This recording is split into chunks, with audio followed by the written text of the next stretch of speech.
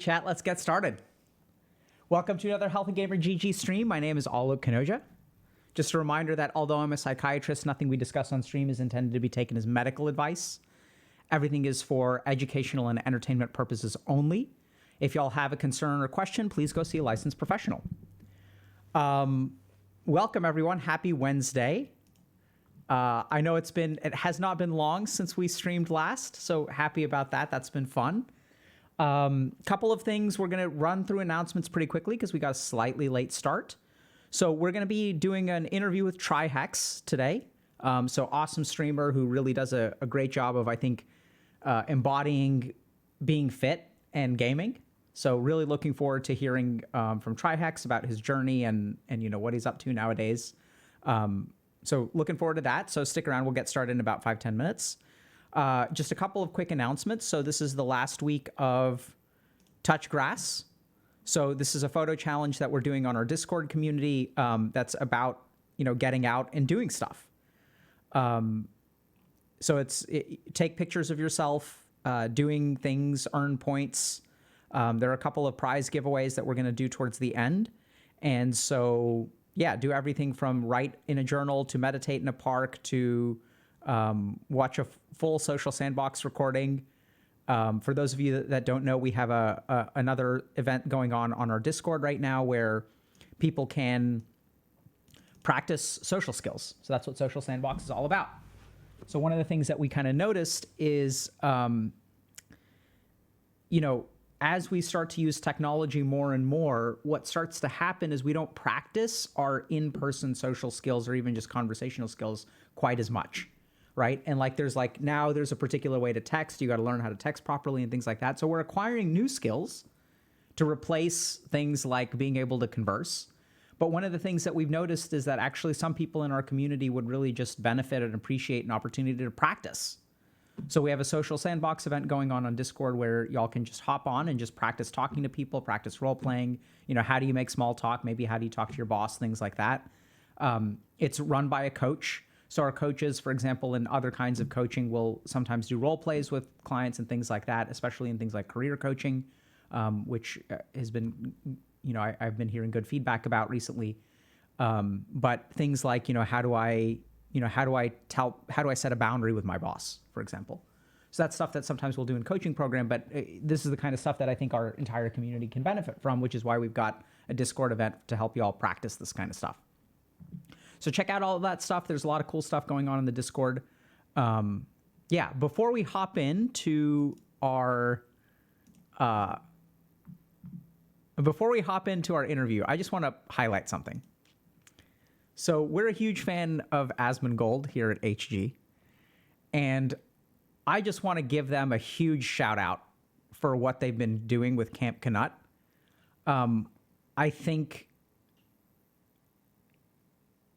it's hard sometimes to clean your room, and I think it's just amazing that Zach did this. It's not a troll or anything like that. Like I think it's just taking care of yourself is so important. And part of what I love about gaming culture is that it offers a lack of judgment for people who sometimes struggle to take care of themselves. And also we want people to take care of themselves. And I really appreciate huge props to Asmongold I want y'all to think a little bit about even posting this stuff. There could be a lot of shame in this too, right? Like it takes courage to post something like this.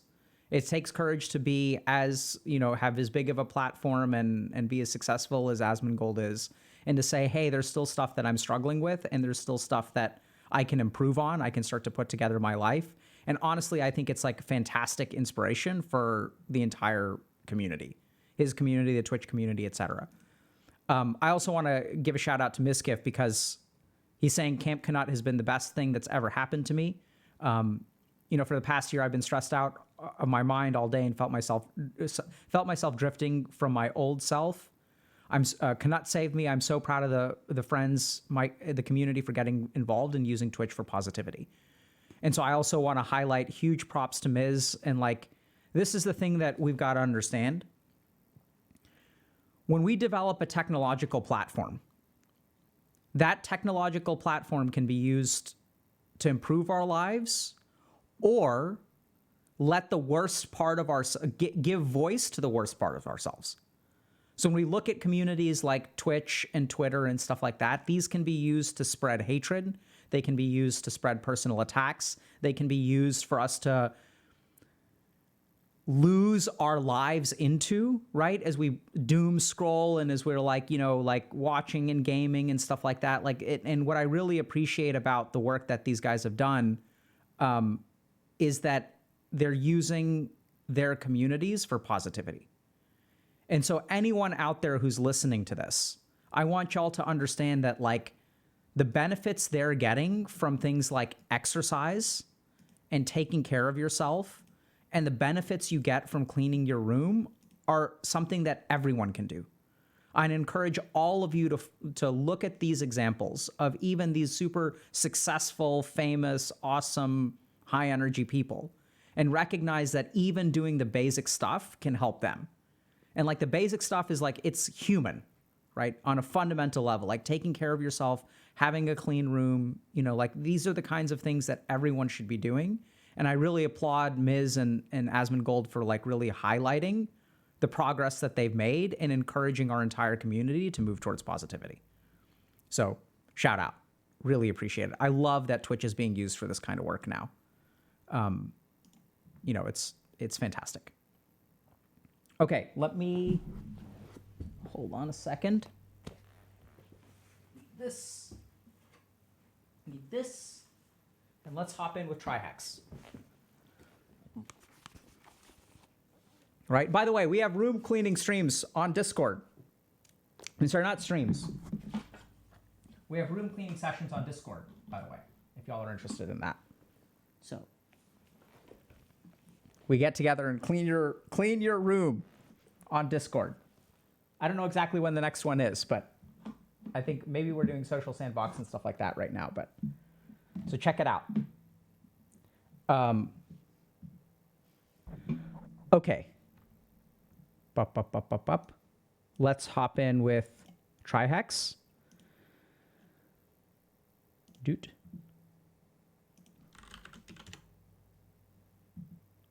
Doot doot. Testing. Testing. Chat.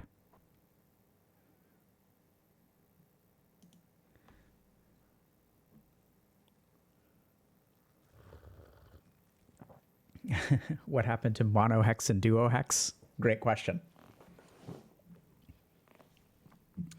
All right, let's see if we can hop in with him at some point. GG.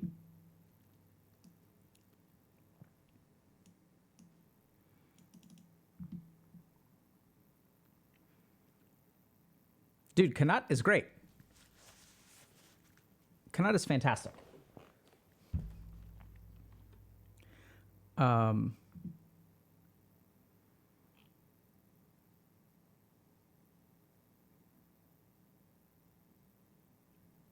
Knut is a streamer who is also an absolute soldier. Is it Knut? Knut. Thank you very much for correcting my pronunciation. I appreciate it.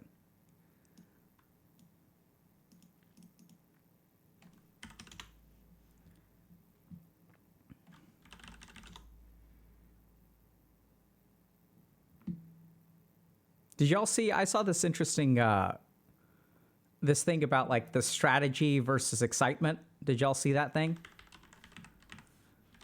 I want to say it was in r/gaming. Yo, buddy. Hey, hey, what's up? What's up? Can you count to 10 for me? Yeah, let me count to 10. Sure. From 10 to 10. Great. Actually, we're totally fine. Perfect. I'm gonna fix my. There we go. Let me just do this. Focus for you. Get you that A1 production value. Let me do All this. Right. Move this over here. Get this. Full screen that. And hello, my friend. Hey, hello, Dr. K. What's going on? What's going on, buddy? little bit nervous, not gonna lie to you. A Yeah. little bit. This is a little bit daunting, not gonna lie. What's But so? First of all, what do you go by, and how would you like me to address you today? well, normally TriHex works. If you want to call me Michael, we can roll with that. I'm indifferent on it, Okay, though. If you actually wanted my take on that, I I do. made I made my online tag when I was 13, so I was kind of like I kind of wanted to escape the burden of the IRL identity because Sure. of like the stuff I was going through at the time here. But hey, whatever works for you, Okay, or so whatever you want to do. you tell me, TriHex or Michael? What's better?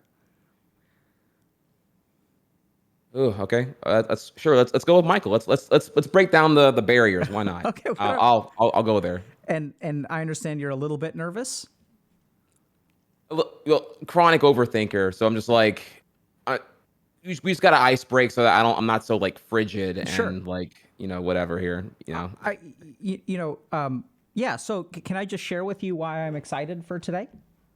Sure. No, please go right So ahead. first of all, Michael, I'm a big fan. So I really appreciate the way that we have this idea that a gamer is like a degenerate Hmm. and someone who's like physically out of shape and things like that. And what I really appreciate about some streamers is that they model and also demonstrate that like gaming can be a part of a healthy life and you can take care of yourself in other ways too.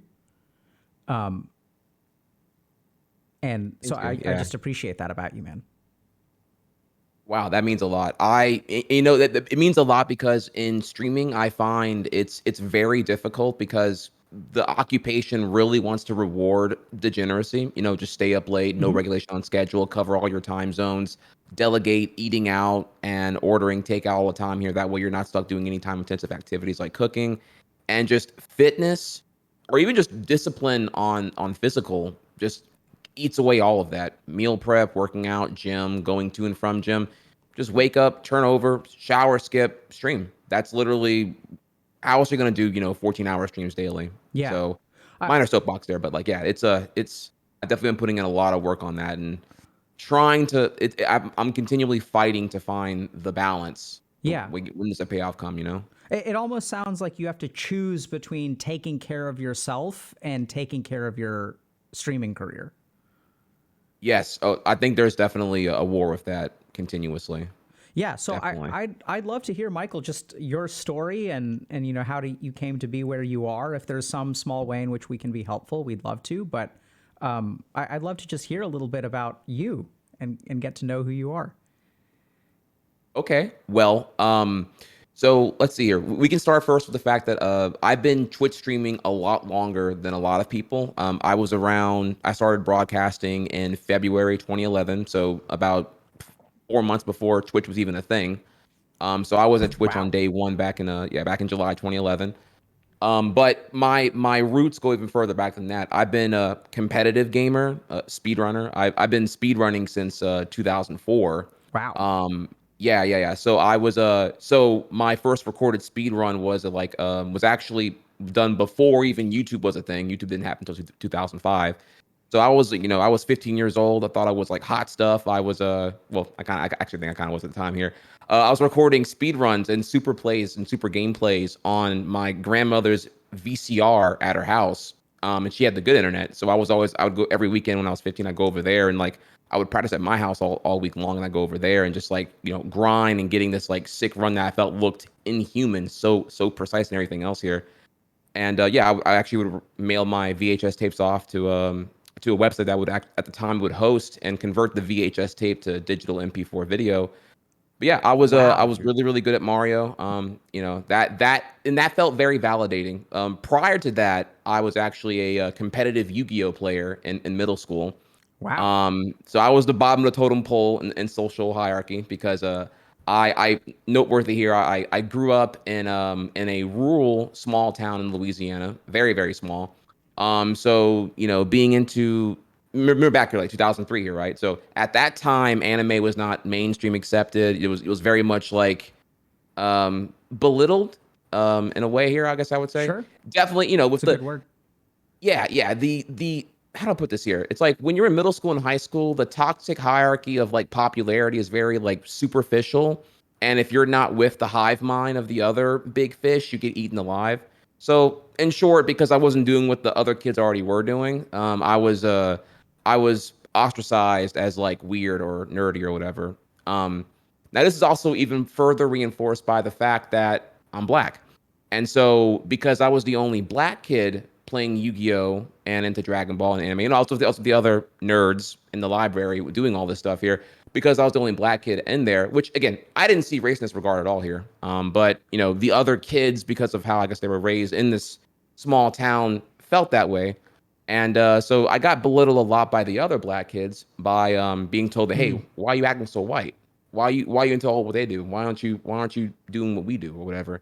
And it was always like a very like not like a not like an intrigued engagement. It was always like they felt like I was Judgmental. attacking, judgmental, and I was attacking them when again, and they're the ones initiating the conversation. I'm not even the one approaching them. You know, I was indifferent towards whether they were into what I was into or not here, but that definitely attacked my insecurities a ton here because I felt like, well, dang, am I not being okay?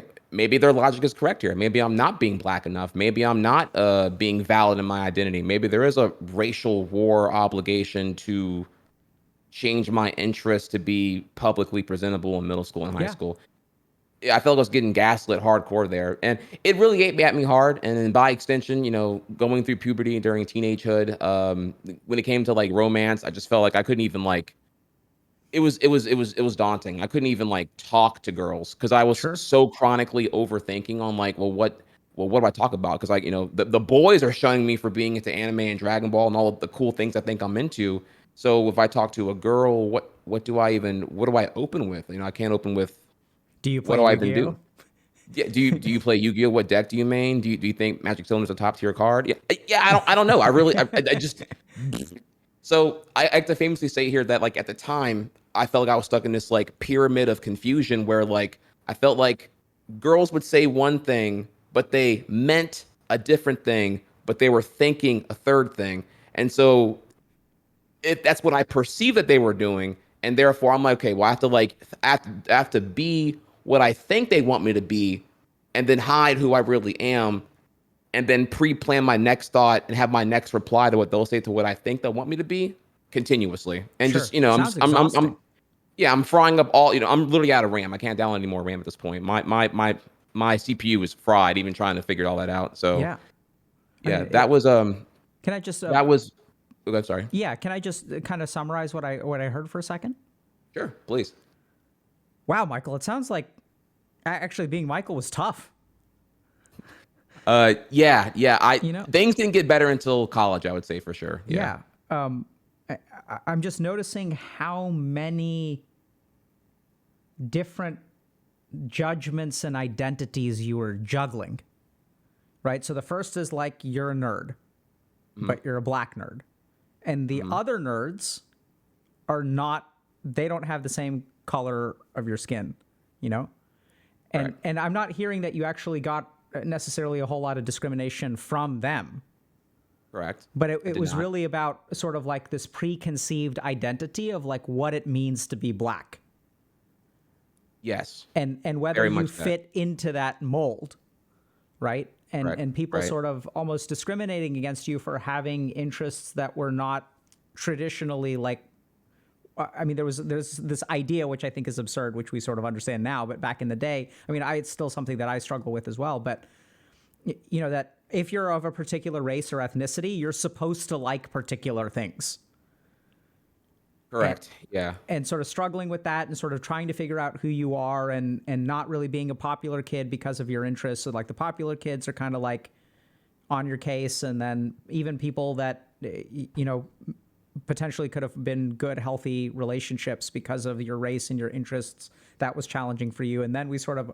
opened the door to any kind of romance kind of stuff where there's like layers of thinking and overthinking.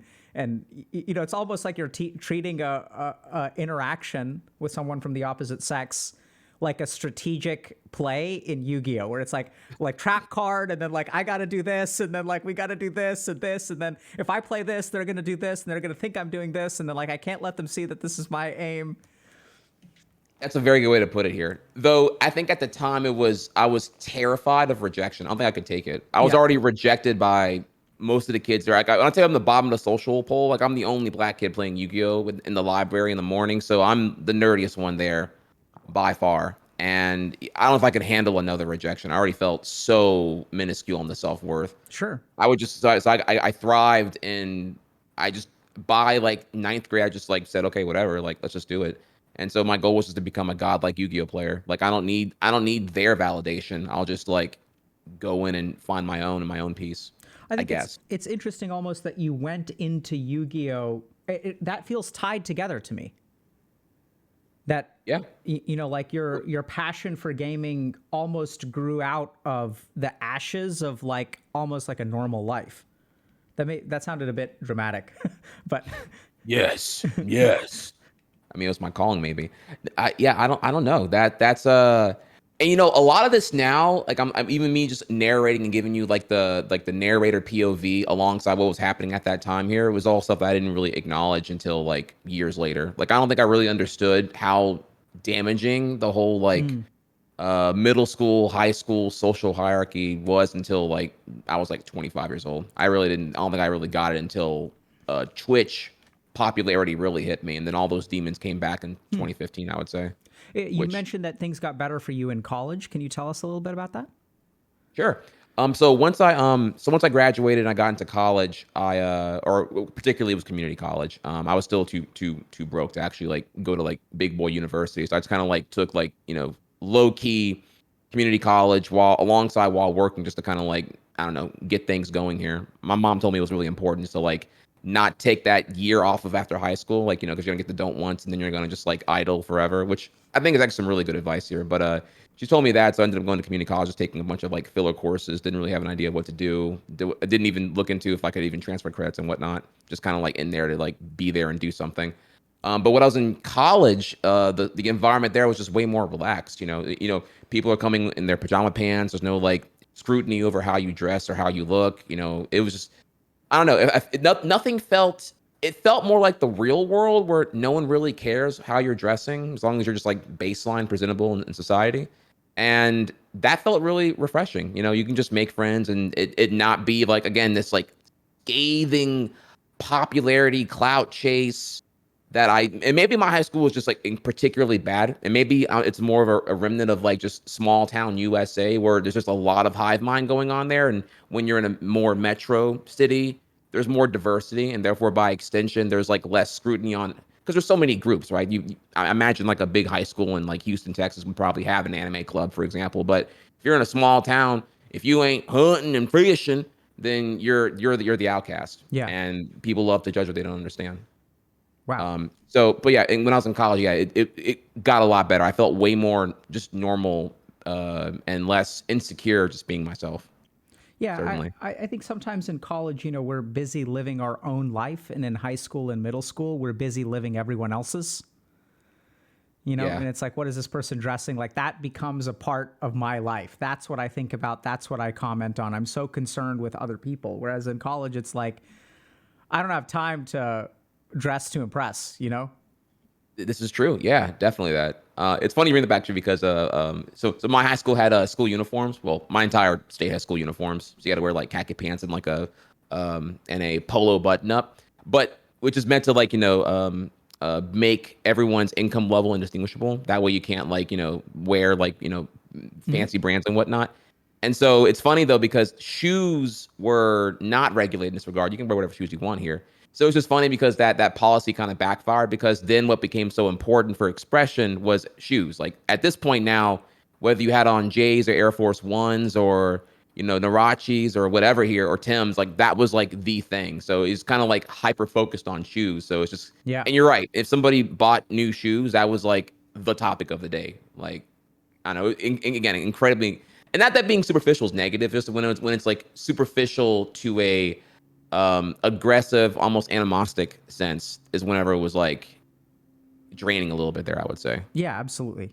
I think I sort of experienced the same thing that people are going to find ways to distinguish in social hierarchies, and you can restrict particular things, but then it'll be, like a particular set of binders or a particular set of shoes or particular watches or particular things, and people will find ways to develop a pecking order.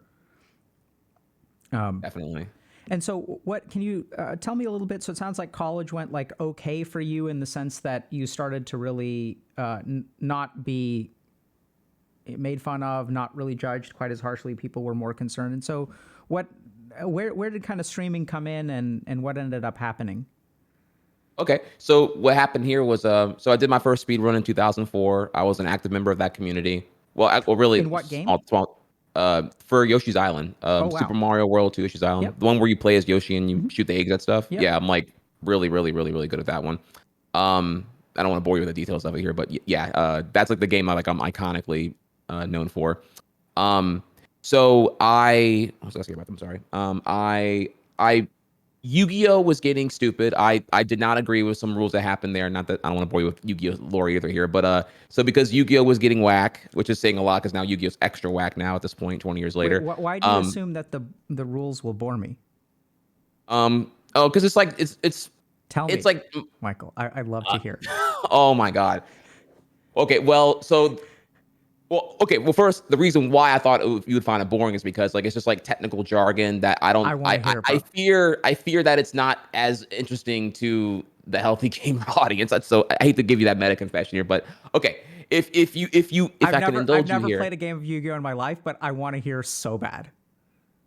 Tell me how Okay, they so screwed in up, Michael. Okay, so in late 2004, there was a particular set of Yu-Gi-Oh cards called Invasion of Chaos that came out in Japan. It was coming to USA pretty soon afterward here. This particular set was insanely broken and had unprecedented resource management that was completely unethical in the context of how previously, when you would have monsters die because they would attack one another, a monster goes to the graveyard, it's supposed to remain in the graveyard. But now, essentially, what happens is you can now RFG monsters and banish them from the graveyard and use that as a cost to be able to summon these 3,000 attack beat sticks that can go ahead and annihilate anything on the board for practically nothing. And when they do that, they get byproduct effects that are able to further push your advantage. It's completely ridiculous.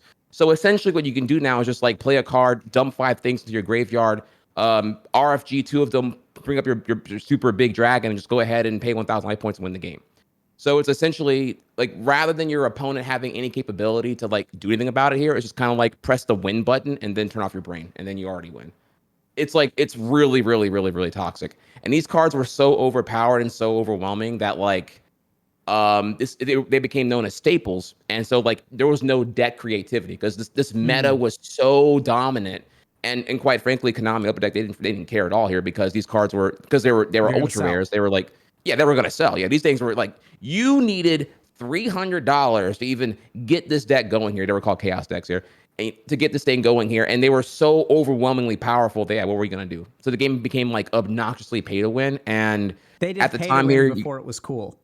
before it was cool, and yeah, if you're a teenager, you know, I was influenceable, so I just thought, you know, yeah, this is definitely this is, you know, yeah, we didn't know that we'd have those terms of time here. I just thought the balancing was really, really bad. You know, you got the Magic the Gathering kids always making fun of Yu-Gi-Oh kids saying that your game is trash. You need to ban the entire set here, and then Yu-Gi-Oh kids like, no, you're just not good. You gotta get skill, and in hindsight now, I'm like, I got tired of it.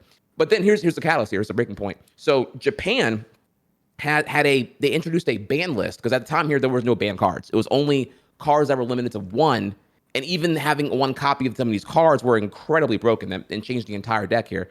Garbage like Yatagarasu and Chaos Emperor Dragon and Blackluster Soldier were just completely broken and needed definitely some kind of like nerfing of some kind here altogether here, much less limited to one.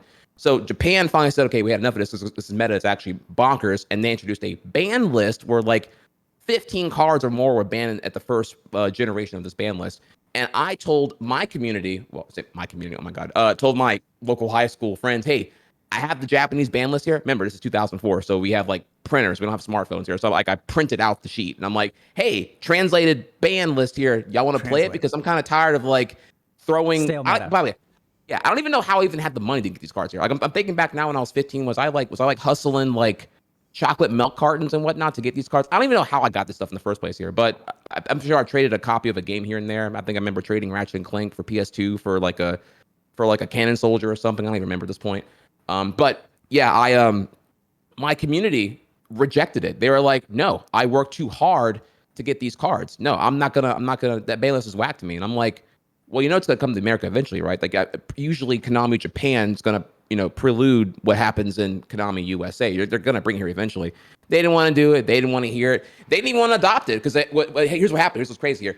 Konami USA was like, oh, well, you know what? This makes a lot of money here. We're going to have two formats. We're going to have the ban list and the not ban list, where it's still limited to one here. So everyone had the option to remain on the traditional list. And I'm just like, well, yeah, now no one's ever going to play the game that's going to be, like, in my opinion, fun and better here and strategically diverse. So I was like, hey, this is whack. This is dumb. I'm bored of this. This is so exhausting. This is literally a pay to win, turn off your brain, press the win button, call it a day thing here.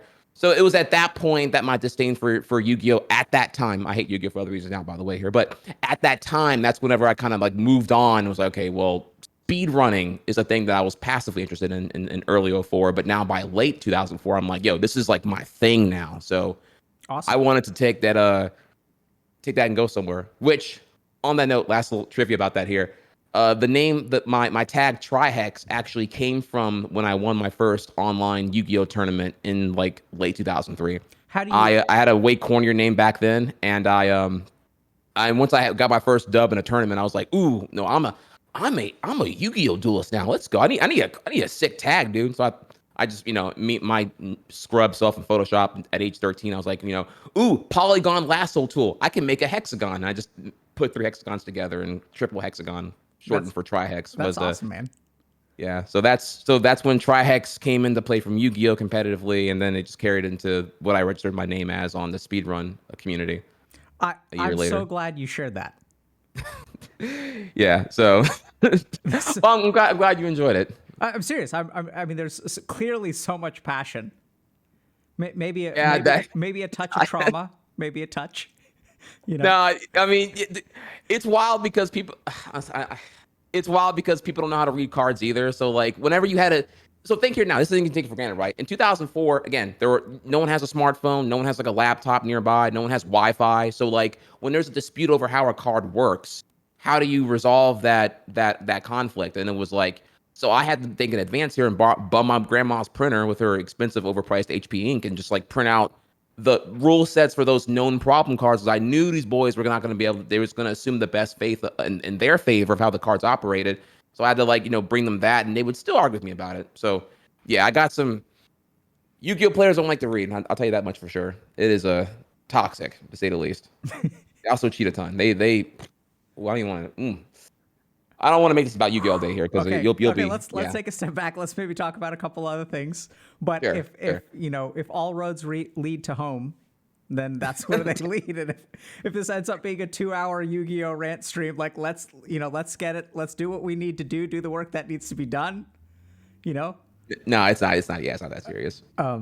Okay, so you started speedrunning, and that's wild, by the way. Like recording things on VHS tapes and like mailing them to places to be uploaded. Mm-hmm. Like there was a website called Speed Demos Archive, and the staff there notably had like a bunch of equipment where they would convert VHS to digital video, and they really were passionate about lifting up the speedrun scene. Before YouTube, they had been around since 2003. So yeah, they had a bunch of speedruns. At first it was just Metroid and Quake, if I recall correctly, but they quickly expanded to the other game section, and the other game section like blew up because everyone was submitting stuff from Banjo-Kazooie to GoldenEye to Mario Kart to everything in between, and they couldn't keep up. And I wanted to hop on that scene. I wanted to be a super gamer. I wanted to validate my existence. I found great validation and pride and, dare I say, purpose with that.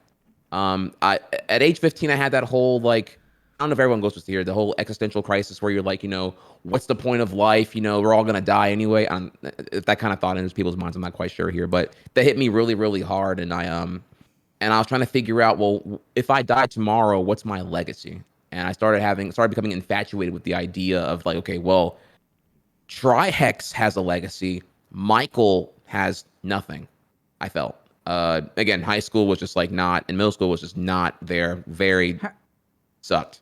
How was it? And by the way, Michael, I just want to. Can I just share a couple things that have come out of your mouth that I would love to ask you about? Because I think there's actually a lot of wisdom. So one is you've talked about overthinking. You used the phrase pyramid of confusion. You talked about how people love to judge what they don't understand. You talked about maybe your mom saying if you take a year off, you're going to get a case of the don't wants, and you'll be idle forever. And then you're also talking about this like kind of conflict between Purpose and Michael versus TriHex, and one has a life that they want to run away from, and one has a life that is optimistic and growing and has a lot of potential. So can you Yeah. tell me a little bit more about just like, so what was it like to want to run away from Michael, if that's fair to say, and run towards TriHex? Well, so again, Michael had all the baggage of, I guess, being a black nerd or geek that in a environment that was not rewarding for those predetermined identities. I didn't choose to be black, and I don't know, whatever. Like, do you choose your interest? I guess you just kind of you get infatuated with whatever you run into over time here. So there was baggage there. I got called White Mike a ton in high school. That I found very. I wanted to avoid conflict, so I was never one to like really pump up confrontation and call that out. I mean, it was just a bunch of black kids. Maybe they wanted to fight, maybe they didn't here. But comparatively, when I was TriHex, it was like none of the identical identifiers. Oh my god, what words? Were relevant. Just my gamer skill and my legacy. Like, I was super into that. So I things like learning Photoshop and really getting further on graphic design, getting better at drawing. I could draw pretty well. I had ambition. I wanted to all the things that I desired to do just were not aligned with like what I'd experienced thus far in middle school and high school. Okay. So I wanted to. I loved Pixar. I loved animation. I loved cartoons. I wanted to work at Pixar before I died, and I wanted to do everything I could to help develop that skill set, getting to that point. So I felt like speed running was a great way to keep me afloat until then, I guess. Okay. And so help me understand, from, I guess right now you're in college, you're in the speedrunning scene, Mhm. between 2004 and 2011 when you started streaming, like what were those years like? So 2004 to 2011 is mostly me just like, and this is important here, actually. We'll say this is important. When I'm speed running, I am producing the final result, the run, right? The perfect run that I'm trying to get here, mistake free and all that. I'm producing that in isolation. I'm usually at my house to myself. Maybe I'm watching like, I don't know, a movie on two TVs or whatever here, side by side, while I'm like grinding my runs all day and whatnot, while recording on the VCR. But most importantly, I'm in my isolation. I'm in my flow. I'm in my flow state. I'm getting better. I'm addicted to the progress, and I'm continually seeing myself top myself over and over again, and getting even better than what my starter goal was. And it's very, very fulfilling. However, I do think that people only really care about the end result. They don't want to see the making of. You don't want to watch a director like make the movie. You want to watch the movie.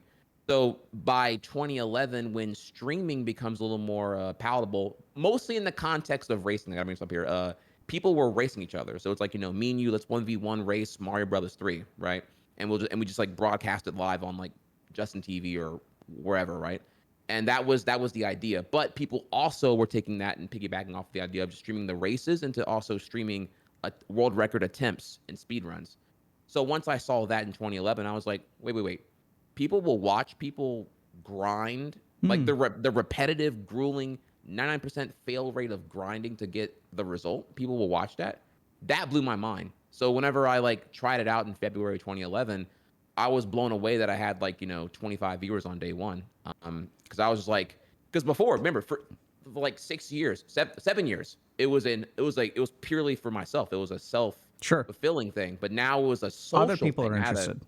I had an audience, and I was like, or a community. I was like, whoa, okay, let's, because I was already someone at this time here. I also noteworthy here. I never went through the whole like the single digit viewer slump where it's like a coliseum to get out of here to even get to that, like even to 10 viewer Yeah. count, because it's so saturated now, right? But I never dealt with that. I was already notable at the very jump because I had years of prerequisite skill to show my, I don't know, gamer clout, I guess, there. And so, can you tell us, Michael, a little bit about what your life has been like since you started streaming? So, kind of catching us up from today till, maybe like over the last 10 years. And, we can go into more detail here or there. But what's it like Sure. being a streamer?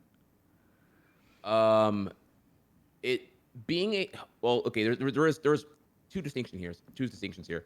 There was being a part-time streamer while trying to juggle working at a job elsewhere alongside dealing with IRL, the typical struggle, right? You part-time stream, but you can stream better if you can do it full-time. That way you can put more effort into it. That was 2011 to 2015. 2015 onwards when I became full-time, and those are two very different beasts, I would say. So if you're asking about Yeah, full-time tell me about streamer, part-time streaming. okay. Part-time streaming was time management galore. I felt like I could never do it enough. I was a student. I did go to Big Boy University. I was a student. Sorry, I gotta meet some quick. I'm sorry. I was a full-time student until fall 2012. So 2011 to 2012, I barely streamed. I did like 2 nights a week, if anything, here because I had like a crap ton of homework, like any other full-time student. Didn't get much sleep either, honestly. Just kind of like just completely grueling. But I saw that I had the potential. I really, really believed I could actually grow as a streamer if I had the opportunity to really give it a shot.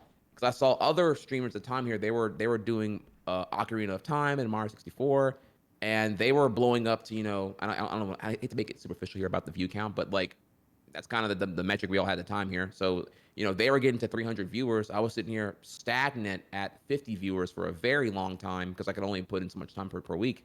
So I decided to drop out of university. I say drop out. I paused university. I can resume whenever I wanted to. But I was scared to do that at the beginning here because my grandmother, she's a teacher and she was a teacher for 34 years. So she's very old school on like, get your Sure. education. That's how you get things going here.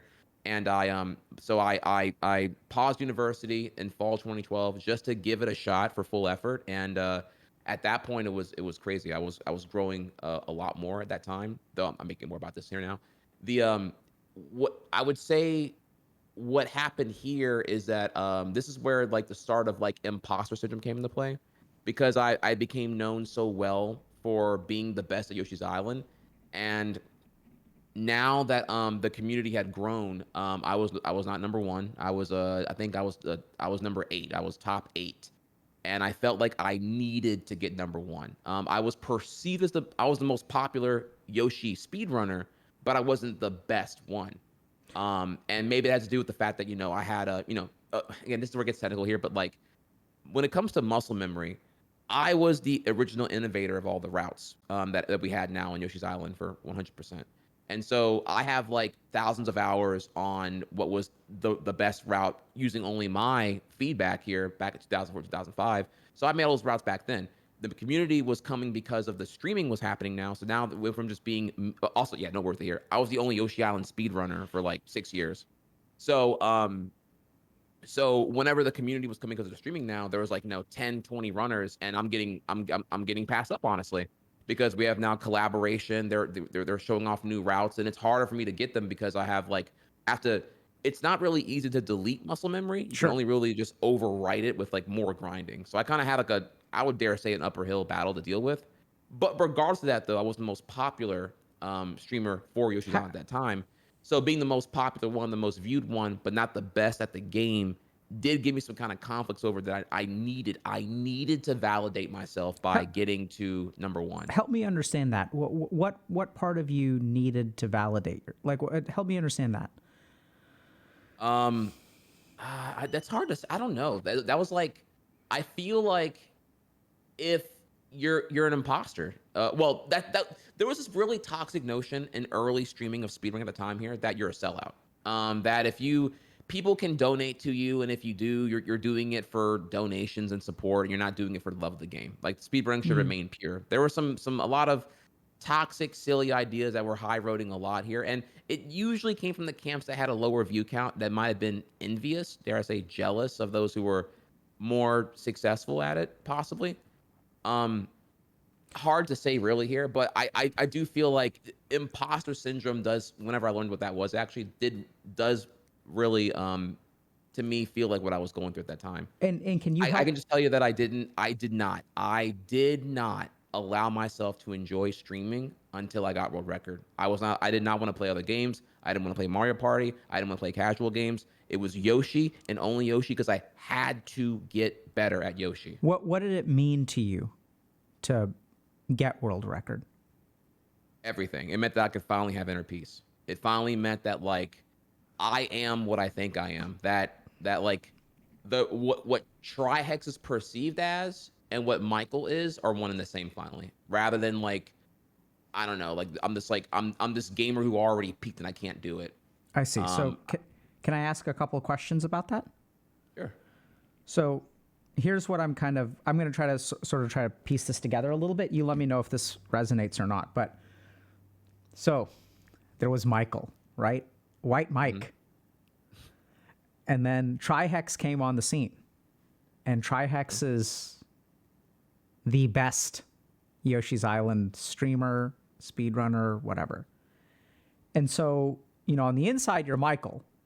And on the outside, you're TriHex. And everyone expects, you've kind of used this term over and over and over again, where you kind of said you're top 8, but you'll sort of highlight the fact that you were perceived as the best or maybe the most popular, right? There's this, but like if we really look at it, it's even hearing you talk about it, it's like you'll give us evidence to the contrary, even when you tell the story, because you'll kind of say, I was perceived as the best, but I was top 8, you know, and so even hearing you talk about it, I'm almost, and now it just kind of clicked for me that like getting world record means that what people expect of you is actually true. Yeah, you right? nailed it. That yes. Like that like this is what the world perceives me as, and there's almost a sense that until you get that world record, you've jebaited people into believing something that you're not. And maybe a part of you was even terrified, possibly, that you may not have been able to live up to expectations. Not maybe. You're exactly that. I was that if that were the truth, that truth terrified me that I actually couldn't do it. And that comes back into play later on here in 2015 onward. How so? Sure. I honestly thought I had peaked. I really did. So I love Yoshi's Island, my favorite game of all time.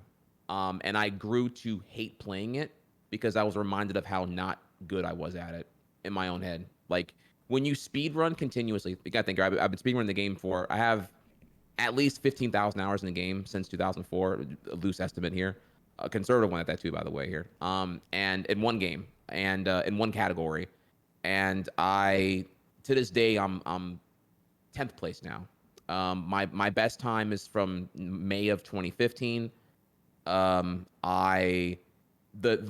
new runners now, they're over 10 minutes faster than me, which is like a huge deal. Like just insane growth that's happened since then. It feels daunting. It feels like the game Celeste. It feels like I'm climbing like 10 of those, like to get there because of the mental endurance, the insecurities, I feel like I can never get there. And not playing the game or I'm sorry, I mean to cut you off there. No, go ahead. Oh, I feel like you can't how do I put this here? It's just like no matter how hard I try, I will never get there. It's grueling. It's grueling. Yeah, and I love the game. I want to play it. I feel like I should enjoy it, but because of just how exhausting it is to acknowledge where I currently am, I hate where I am. I love improving, but I want to be able to improve in private. That's actually what it is here. I don't want to stream improving at the game. I just want to be better at the game. I crave the destination, and I loathe having to like do that in a transparent manner for streaming here. So it's like if I became like a literal who alt account, no webcam, no microphone, no requirement of interaction, where I just grind the game and become like a junky game playing robot, I could probably get there in 6 to 12 months. But because I have to like balance interacting with chat and like being a charismatic streamer and all that, and then being reminded of like, you know, who has world record and what I don't have and what happened and everything else here, it's just draining, man. Can I think for a second? Sure. There's a lot there. Yeah, I'm sorry. No, don't apologize. That's that was the deepest part. That was positive feedback.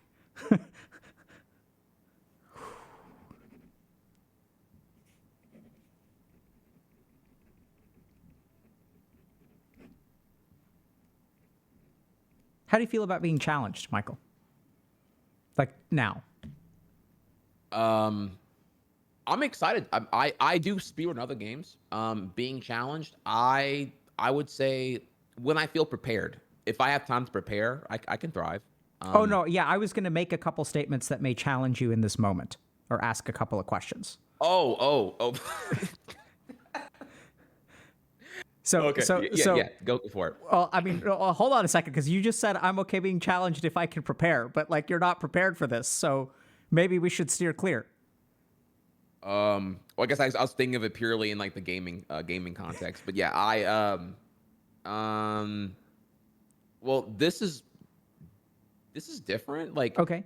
Yeah, this is like psychologically challenged, right? There's no, like, I'm not pretending that I'm emotionally sound or that I'm like mentally like pristine here. So like I'm on Healthy Gamer, right? Okay. So it's like, yeah, this is different to me than like I view this in different venue entirely than like the competitive gaming space or the war of perception in internet land, So so to speak. Michael, what I appreciate so much about what you've said, because I think I think you put to words so well what a lot of what we struggle with.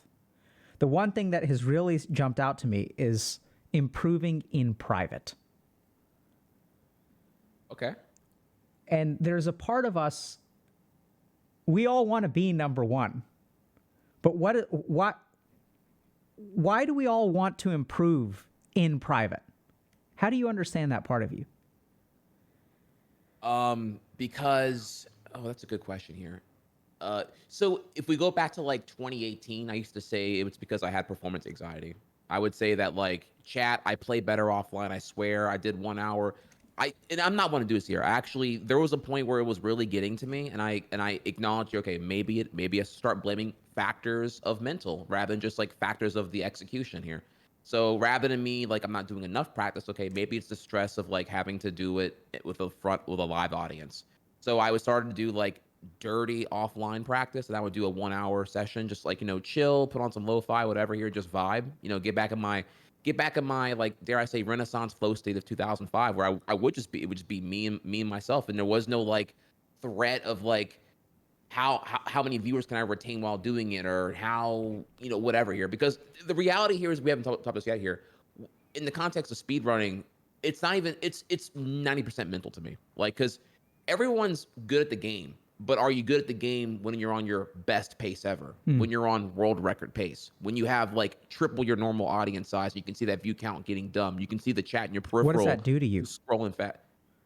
Oh, what it does is it exposes exactly how confident you are. You can bring it down to an exact percentage number here. That one trick that you want to do on whatever in World 5-5-4, the 5-4 skip, if you are not feeling 99% confident in that trick, you're gonna fail it. Like, because you're gonna have it's in your head rent free. You have to extract all doubt and get it out there. You need to be able to. And what is the chat scrolling fast? What are the high numbers? You use the word threat. Yeah, what does that do to you? Because I don't want to fail again. Because it's the same thing over and over again. You're just like you got to like burn and choke 50 to 100 runs before you even finally feel like before you feel like you're confident. You have to actually be in the familiarity of that scenario to finally understand that what you're fearing is debatably irrational. You nail it in practice. Why are you feeling insecure now? Why is the oddballs got you feeling that kind of way at this point now? Okay. So, yeah. So Michael, yeah. Yeah. I'm sorry. Go ahead. So let me ask you a couple questions. Mm-hmm. So, what if I'm going to toss something out? You let me know if this sticks or not. Okay. There's a part of me that wonders, and I'm going to say some statements that are challenging. Okay. So, and we're going to hopefully, if I upset you or say something that's out of line, please let me know. And I realize I'm talking it up too much. I don't think it's actually going to be like bad or anything, but maybe I'm thinking about my own experiences. But part of what I think is alluring about improving in private is that sometimes we have a doubt that we may not be able to, right? So there's sort of this idea that if I do it publicly, you've shared with us what the challenge is of like all the viewers and things like that. It lives rent-free in your head, and you need to be in that flow state. You need to, in order to crack that record, in order to get to the top, in order for Michael to become TriHex, you have to be operating at 100%. And any amount of Twitch chat scrolling, any amount of viewers, or any amount of that other stuff, that is not when you have, been Mozart or been Bach. And so there's that aspect of streaming and sort of juggling things and stuff like that, which I completely get. I think that makes a lot of sense. We can talk more about that. But there's a part of me that actually wonders, like, now you're number 10, you used to be number 8. There's a part of me that wonders if there's a part of you that thinks that as these people, like, and I can almost hear the rationalizations in your head that I got to be number 1, without any kind of feedback, without learning from other people. The kids are younger now. They're faster. They're stronger. They're, like, there are people who can grind 15,000 hours, whereas like there you are drinking what appears to be a protein shake. Like, I'm looking at you in your Under Armour tee, and it's like you take care of yourself and things like that. You got bills to pay and you got to pay your taxes and stuff like that. And there are these kids out there that just all they can do is grind. And there's a part of me that wonders, like, if you're in private, like, you can at least fail in private. Ooh, that's a good way to put that. Yeah. Yeah. And I wonder if part of the reason that I'm free from scrutiny. Yeah. I would say. And the real thing about free from scrutiny is it comes down to, and I think a big part of that is, why do you need to be free from scrutiny? And the more you doubt yourself, the more that you start to wonder, like, will I ever be number 1 again? Because, like, let's be honest, like, every generation gets better. Right? Like, yeah, 100 years ago, the chess grandmasters were like in their 60s, and then they were in their 40s, and then they were in their 30s. And, like the best Go players in the world, I think, are like 19. And what we're sort of, it's the same thing actually in speedrunning. You're making some really good parallel points here. Yeah, in speedrunning it's the same thing. The kids are younger. I'm sure COVID quarantine probably further accelerated that entirely here with the Fortnite kids and whatever else in between. Yeah, everyone they're getting younger, they're getting stronger, they're getting faster. The resources to the knowledge here. I mean, I imagine in chess maybe it's parallel here. The chess 3 is probably way more palatable mainstream now than it was maybe in the 70s or 60s, clearly. And yeah, now if you want to get good at Mars 64, you're like 3 Wikipedia articles away from knowing everything the world record holder knows, literally. Yeah. So what does that mean for you? What does just the fact that people are, younger, faster, stronger, they can climb. So you were a trailblazer, right? So you work really hard to get so far, and you're literally like making a trail that the people behind you can just run down. Whereas each inch of that trail was something that you had to, make. It doesn't really bother me that there are other people better. Actually, no one's really toxic. I would say to me, no one belittles me. It was all a war in my head. So help me understand that, because I'm happy to hear you're in a good place. But how did you get there? Because I can imagine that. Well, let's not. I wouldn't say I'm in a great. I'm still working through issues on Yoshi's Island, honestly. I just say that there's like a there. How do I put this here? There was bullying. I don't know how to put this here. This is like, okay. I'm just gonna throw it out there because I don't know how to make this like a more palatable way to say it here. So 4chan, there was a group on 4chan called Speedrun General called SRG. This was like a 4chan anonymous message board group that would usually like this was like one of the more larger spectator groups in speedrunning when speedrunning was very, very young in 2011 and whatnot. And I feel like I got a lot of attacks from them. It's a really toxic group. I am not a fan of that at all here. But I got a lot of attacks there because I was talkative. I guess I would say here. I was less about the game. I would talk a lot. Major context we haven't gotten to here yet was I was a waiter for 8 years. The job I did alongside being a university student and everything else here. From 2007 to 2015, when I went full time, I was a waiter.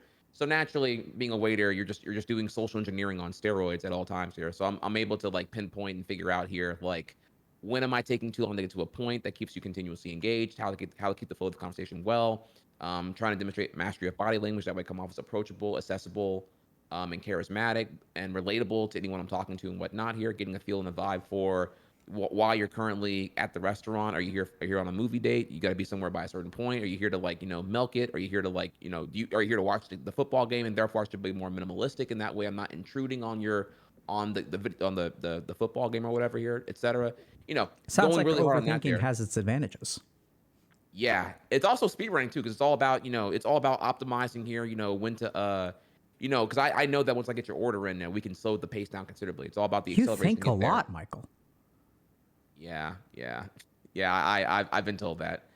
Um, yeah, so I did that. I did that a ton, and particularly here, I was always really keen for like if you were stuck on an indecisiveness, like I want to get your order in because you're hungry, and the timer is ticking here, whether we've ordered your food or not here in context of your hunger. So I will make it my great effort here to make the conversation as conversational as possible rather than more transactional. So I'm trying to like throw you my recommendations, my top three I would go for, the most popular dishes, what I like, why I like it. That way you feel more welcome to like tell me Hmm. your top three you're thinking about doing, and et cetera, right? So, anyways, here I was a waiter for a long period of time, and like that kind of like exuded into my streaming. After I would do a run, I would have like so many because again I was You in flow talk a state. lot. Not during the run, Yeah, but after the afterward. run, yeah. Yeah. Yeah, I was in flow state. I would barely talk during the run, and then when I'm done, I'm so overwhelmed by questions. I'm taking each question from chat here, and I'm able to like actually take what they're asking and extend the dialogue of what they're asking. You're asking me about my controller, but you really want to know like why I'm holding the control the way I am. So I would just answer that question with more Sure. elaboration on what you're getting to, and it ended up being like like I would say like maybe like 4 hours would be gameplay, and the remaining three would be me just talking because I had so much to say about what people were asking about. And what did So I 4chan came think off as about a that? say it again. What did 4chan think about that? Oh, they hated it. They thought I was a sellout. They thought I was I don't know, like not a real speedrunner because every time they would tune in, I'm always just talking and yapping or whatever. It was just haters. But again, I was insecure, maybe as a remnant of the middle school, high school thing. I did feel some irrational obligation to be liked by everybody. And again, maybe because it's just remnants from that there, and it would really get at me a lot. In fact, it made me almost quit. It made me almost I can say here with no light heart, Dr. K, that December 22nd, 2014, that was the day that I wrote a pace spin that I really didn't know what I was going to do next. There was a charity race that was going on here. It was a charity race between me and at that point the number one runner. By the way, we didn't bring this here earlier. I was number two at one point. I was number eight whenever Hmm. in 2012, but by 2014, through just scathing amounts of grinding and enduring, I did get to number two. And me and the number one went for a race, but he was way more consistent than me. So like I failed all the hard tricks, and I was 10 minutes behind, and I was getting berated by that chat, and there was a lot of them that were from that community that were Ouch. um yeah, hitting me really, it hit me hard, like, kill yourself and you're trash and you'll never be good. And I guess in their eyes, I thought it was like, just banter. But I'm saddened that I still remember that 8 years ago to this day. Yeah. And the next day I was just like, this is not why I got into speedrunning. This is not why I got into streaming. This, like, how I feel right now sucks. And my self worth is plummeted to nothing. And I genuinely wrote a paste bin saying, I think I'm done streaming, actually, which is saying a lot because I love it. So, And but I didn't know if I could go on any further dealing with that crap ever again. so Michael, can you tell me a little bit about what the last few years have been like? So let's say 2015 to 2022. Well, this is where it gets totally different. So I get into working out. Actually didn't start working out until 20 late 2014, like I don't know, it might have been like December or whatever here. And I went full time by 2015. At first, I had a full time sub goal of 400 subs to be able to like lower my expenses and live off of that. But by 2015, or by July of 2015, I'd already surpassed 600 subs, and I was like, okay, well, what am I scared of? I said I would do this 200 subs ago, and people are sticking around. They like me. They like what I'm doing right now. Maybe I should stop being scared and like make that leap. I even had this issue actually where I was like scared to quit my job, and I even Googled here at Desperation. Remember this here. I Googled why am I scared to quit my job? And I'd learned here that yeah, it's fear of change, fear of habitat, Hmm. and just like it's a huge step for anyone here, even if you don't like your job and whatnot. But yeah, I went full time July 2015. and my plan was to like take the next upcoming Yoshi game and make it my next big thing. And this is big because what happened was Mario Maker 1 released September 2015. And I'm sure you've heard of it, the game where like you Yeah, make yeah. the Mario levels and you share it. So that went super viral. That went like giga viral. And I happened to be the one, maybe the one person who like was speedrunner savvy, but also palatable on a mainstream Twitch scale because of my waiter swag and whatnot. So I was able to where a speedrunner required, flow state into interaction. Here it was like, Sure. just I can meld two together because it's bite-sized Mario levels. I played that and I went viral immediately. I went from being like a 400 viewer whatever person to like 4,000 Wow. instantly, and then the next day 6,000, and then the next day 7,000, and then the next day 8,000, and I was an 8,000 viewer person for months. Like I didn't know what to do. Like this success was so viral and so sudden that I thought every day was gonna be the last day. So I just kept doing it. I would just literally go live and do 18-hour binge-a-thons until I couldn't go any further. Like I'd tell my roommate, yo, look, $50. I don't know, dude. Here, go to Waffle House, get yourself something, get me 3 Texas Roadhouse meals, whatever here, and I'm gonna keep going. And so I just grinded to a pulp, kept doing that, and that was kind of the best and the worst thing there. There were a lot of streamers who are definitely jealous of what I had going on. I don't know. I went viral. I was able to take it and retain it and keep going with it here. I felt like I felt more alone at that time, actually. Whenever I had that monstrous success, like the amount of like, I don't know, the amount of like Had, scam DMs and like, people pretending to be a girl and trying to like, or whatever, right? Trying to, Catfish or whatever here. I'm a big fan. I'm a hot grill and, whatever, California, whatever. Dude, everything, and everyone had something to sell me now. It was just like, I felt like all protocols of communication were compromised. Nothing felt real. It felt like I was in a simulation. There was even a period where like I didn't like, where I was staying up so late that I was going to bed at 7 p.m. because I had stayed up so late and continued to push sure. my circadian rhythm further and further back, that there was actually a 3-day period where I didn't talk to anybody. I didn't talk with any humans, and it was really weird. It actually made me like a little disoriented, honestly. My communication entirely was like virtual and surrogate through a monitor and text for like 3 days straight. It's a really really weird feeling. Feels the isolation can be like paralyzing in a way, because my skin became paper thin, like because I had nothing to ground myself, so my stakes of like critique. Because remember, you got to think here, right? I'm like 8,000 viewers. If I make like one like Xbox joke, LOL, Xbox has no games here, an Xbox fanboy is gonna call me, well, they get offended or whatever, right? And then hurts my feelings because I was like I had no basis for how to like deal with that. Well, anyways, yeah, I became incredibly virally successful and I was not prepared for it. And the amount of feedback you get when you like, I don't know, crack a joke or say something that's like not, anyone can like, Google foo it and immediately verify that what you said was wrong or whatever here. I don't know it's like a lot of feedback all the time. And like, if you don't have like enough ego, I guess, to like endure that, it can be pretty draining, you know?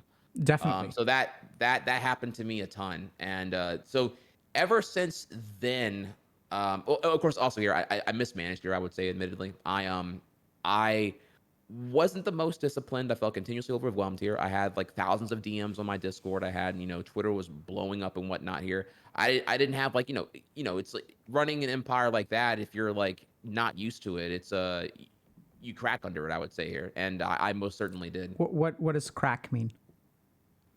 I stepped away, so to speak. I guess.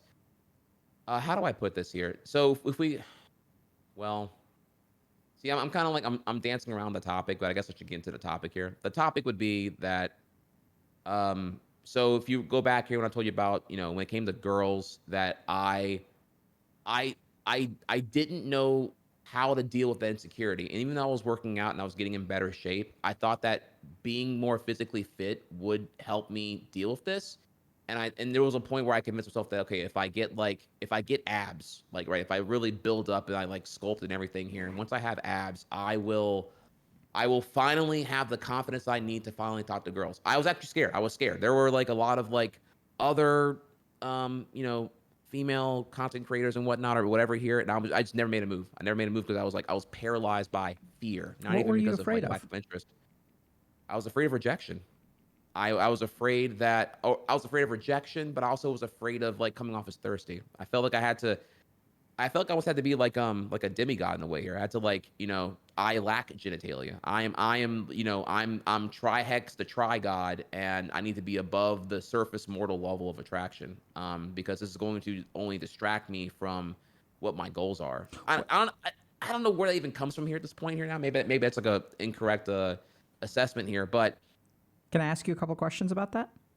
sure. Why do you have to come off as what's help me understand a little bit about not wanting to come across as thirsty?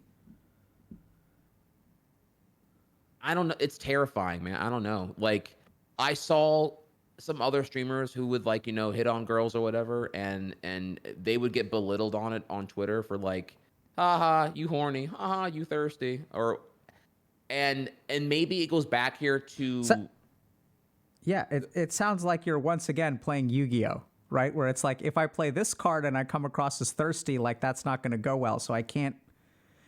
And I'm kind of I can't show I'm vulnerable. You know what I mean? Yeah, yeah. I don't want to show anyone who follows me on Twitter that like I'm human and I find attraction attractive. possible.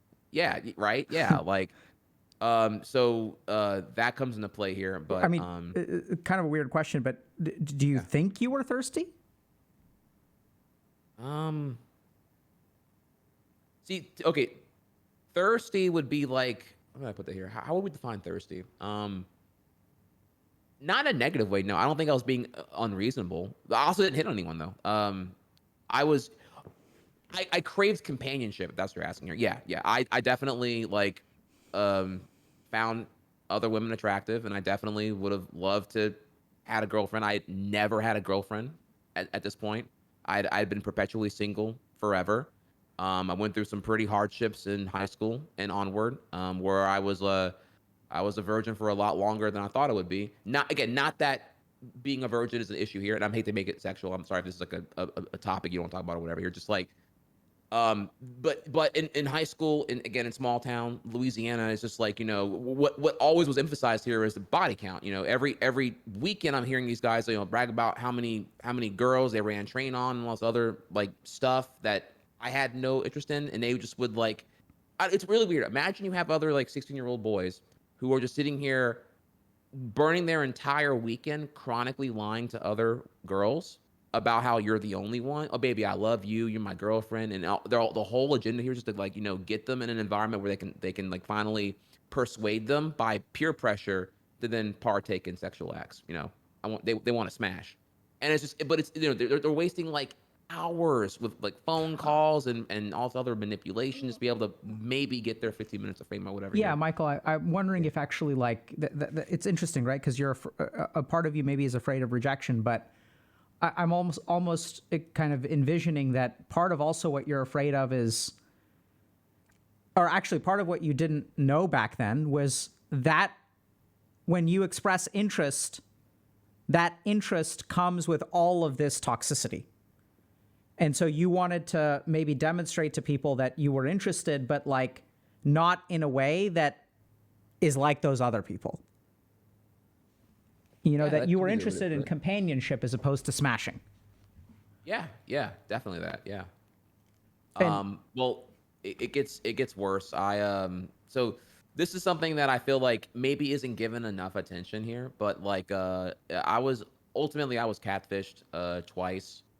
Um and I was devastated that I probably fell for the same person just using an alt, you know, and you know, I got catfished, and then then the rebound was another woman telling me that she's, you know, she's another member of my community, and that's unfortunate that happened here, and she wanted to like, you know, talk to me and help me console me through it here, and whatnot, and then that was also a catfish, and just like at that point I was burned, so I devastated, can you man. tell me can I you tell me what you mean by catfished? So by catfish I mean that there was a person who was presenting themselves as what they are not. This was a um someone used pictures of some pretty like female cosplayer, and I thought they were real. I thought they really wanted to be my friend. I had never had. Also, for context here, I kind of have never I never had a friend who was a girl before. Mm.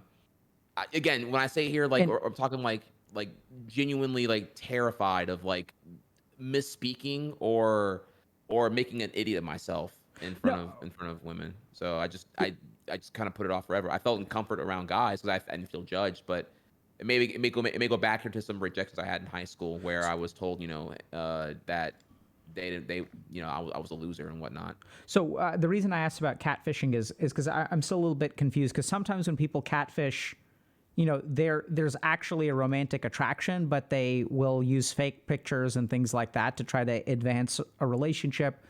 almost create like some emotional bond, which is kind of manipulative in nature. And then when the mask comes off, but the person, so I've heard of two kinds of catfishing. One, which is, developing a genuine emotional relationship that's based on a lack or they're genuine or they're real emotions, let's call them that way, but sort of like false advertisements and a lack of trust at the beginning. And then the other kind of catfishing that I've heard about is really in a sense even more predatory, and there's like it's not even a woman, there's no romantic interest on the other side.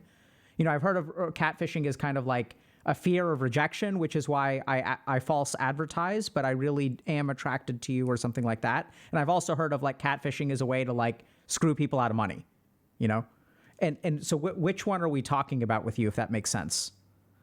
They didn't want resources or anything like that here. They were just they were they would never want to. So they presented some pictures, right? I'm a big fan, whatever here. Maybe we should hang out at this coming convention and whatnot here. It's kind of just like a, whatever, like a nonchalant opener. And then from there, it was like, okay, well, do you want to, and they were advancing a little bit here, showing signs that, hey, I find you attractive and whatnot, which was very validating to me here. Cause this is the first time I ever heard from a woman that, oh, I find you attractive. That hadn't happened yet. And so, but every time we would try to push for, a phone call or like a video call or just like any kind of like, tangibles, it was always like, oh, I'm busy and whatnot, the usual the deflection and whatnot. And that just like, that happened for like almost 3 weeks, and it was exhausting because I wanted to believe so bad, that okay, maybe this is the time. Maybe I am Yeah. lovable. Maybe maybe now, now that I'm in Twitch land and I'm a validated speedrunner and a successful streamer, maybe now all that garbage from high school was just like, a phase, and that Michael has actually become I'm TriHex. yeah, yeah. Except that it wasn't. Of course, it was a catfish. Of course, it wasn't real. And then How I did got you? devastated. And I just like I tuned out. I stopped streaming for like I don't even know, like I don't know, like almost half a month, honestly, which is like a death sentence at the time to keep your momentum up here. So Yeah. my view count plummeted from like 8K to like 2K, because then at that point everyone was very eager to like pick up my momentum from dominating the Mario Maker directory. So yeah, that dominance diminished considerably when I came back at that point. And even then when I came back, it was because I was streamer guilt. I was so overwhelmingly felt guilty about not streaming here for my loving community and whatnot, because they didn't do anything. This had nothing to do with them. It was just some Yeah. one person, and I had bad judgment and whatnot. But yeah, that catfish definitely like really messed me up, Wow, man. Michael, it sounds like you've had a lot of unfortunate experiences, a lot of struggles over the years, imposter syndrome, discrimination, people sort of taking advantage of emotional vulnerabilities, almost, I mean, hopefully this is okay to say, but almost naivete, that you Yeah. were naive, and you were looking for companionship and someone sort of sniffed that out and kind of took advantage of it once. And then it sounds like they like the traumatic first experience then made you emotionally vulnerable to it happening again. Yeah, that was, yeah, And correct. Yeah, I got catfished again, and that one was even, though this one I don't know if it's the same person or not. I just like, and here's the real issue. The real issue is that you don't get closure. Like, even if you like accuse them, like, hey, look, I have definitive proof here that you are not who you're claiming to be. You're not being transparent right now. All that happens is they're just gonna just obfuscate that with more lies. Like, they're going to min max on plausible deniability further and further and further, and use every out they have, because how hard can you really pin them down? So it's just like you so badly, all this time invested, it all feels transactional, and you feel objectified, or and whatever else it may be here. And it's like you can't even like seek closure. You have to just conclude on your own that Yeah. this is like I'm done being on this merry-go-round of like a psychopath time sink, and you just get off of it. I'm sorry if I I laughed. had to go soon. I just appreciated the phrase min-max plausible deniability, which I've never heard before, but it's brilliant. Uh, yeah, I don't know. Maybe that's we can No, use I that mean, one if you want I to. think you've got away with words, dude. It's great, right? And you're spot on that. I think it's hard, right? Because with some of these relationships, even when you know the truth, you never get an admission. You never, and you're so like no matter what happens, it's almost like the more you suspect and the more you try to get closure, the more smokescreen comes up. And, Yeah. and so like you're really looking for it, right? You're looking for some kind of tangibility. You're looking for some kind of like admission of guilt. You're looking for some kind of acknowledgement for what you've been through. But the more you reach for that, the more, intangible it becomes.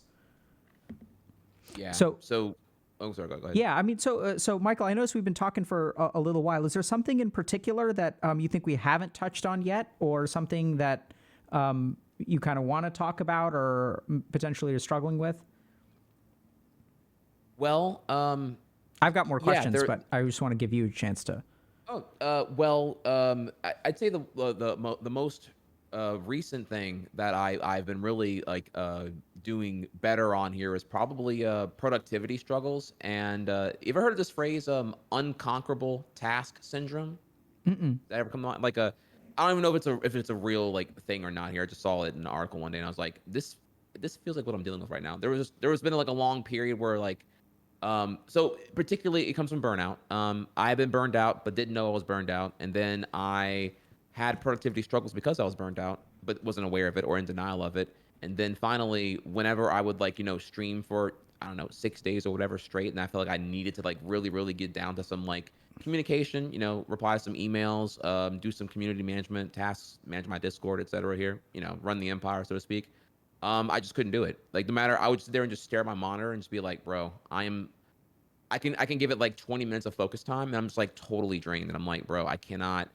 Why am I so unproductive here? And my go-to gut reaction was the fact that maybe I have ADHD. Maybe I need like Adderall or Ritalin or something. Maybe I need to go. I need to be 100% today because I'm so behind and everything here. I gotta stream. I try to stream, 8 hours a day. Try to do at least 5 days a week. Usually I'm doing 6 days a week here. I try to shove like I don't know, like 80 hours worth of stuff in a 40-hour work week on my end here and get some other stuff done and just like and I just felt like I couldn't get it. And the guilt felt overwhelming, honestly. And that was really dragging me down for years cuz I'm just like how do these other streamers do it? I'm continuously comparing to them and I'm looking how successful they are and I'm just like people who came after me. I feel like by being a Twitch boomer, I'm the one here who's stagnant because they're the ones who are able to like see more objectively, maybe here comparatively, like what the new meta is and whatnot. And I don't see it. I don't know. So Can, that's something I've been struggling with recently here. But can you tell me about unconquerable task syndrome? so it's just like whenever there's a task you need to take care of here, like you need to, for example, let's say you want to zero out your inbox. You have like 100 unread emails. You just want to kind of go through there, and you want to get in there, file them by whether it's a receipt purchase or whatever here, and just kind of get it knocked out, right? You can do like I find what happens. I want to like make it like a smaller incremental step process. Okay, let's categorize these 100 emails first, then skim them for anything valuable, then delegate them to where they got to go and whatnot. And I'll have fun like taking like a dry erase board, just like writing all like the planning of the task is fun. Executing the task is where I'm stuck and I'm like, and then I end up like I don't know, like whether or how you unconquer it is different on each person here. But for me, I end up like spazzing out and going to different things here. Like in that 100 email inbox, I end up like seeing here an email from like I don't know, whatever, like HelloFresh or whatever, and I'll go over to that website and just look at that and ooh, this looks cool here, and just I can't focus. I'm so my attention span's already at like 90% consumed, so like I don't have much left to really give here because I don't really want to be doing this right now. I want to just like I can't get there.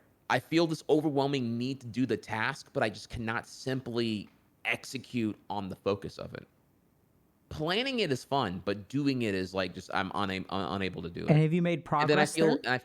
I feel very, very guilty. I'm just like, bro, I sit here in front of the computer just like for like an hour and a half. I'm just like, okay, I give up. I'm just gonna go for a walk and come back and figure it out here. And it ends up being here. It's like I'll spend like a whole like 9 hours on my day off, and I'll have gotten that one thing done, 100 emails filed, and that's it. So you do it.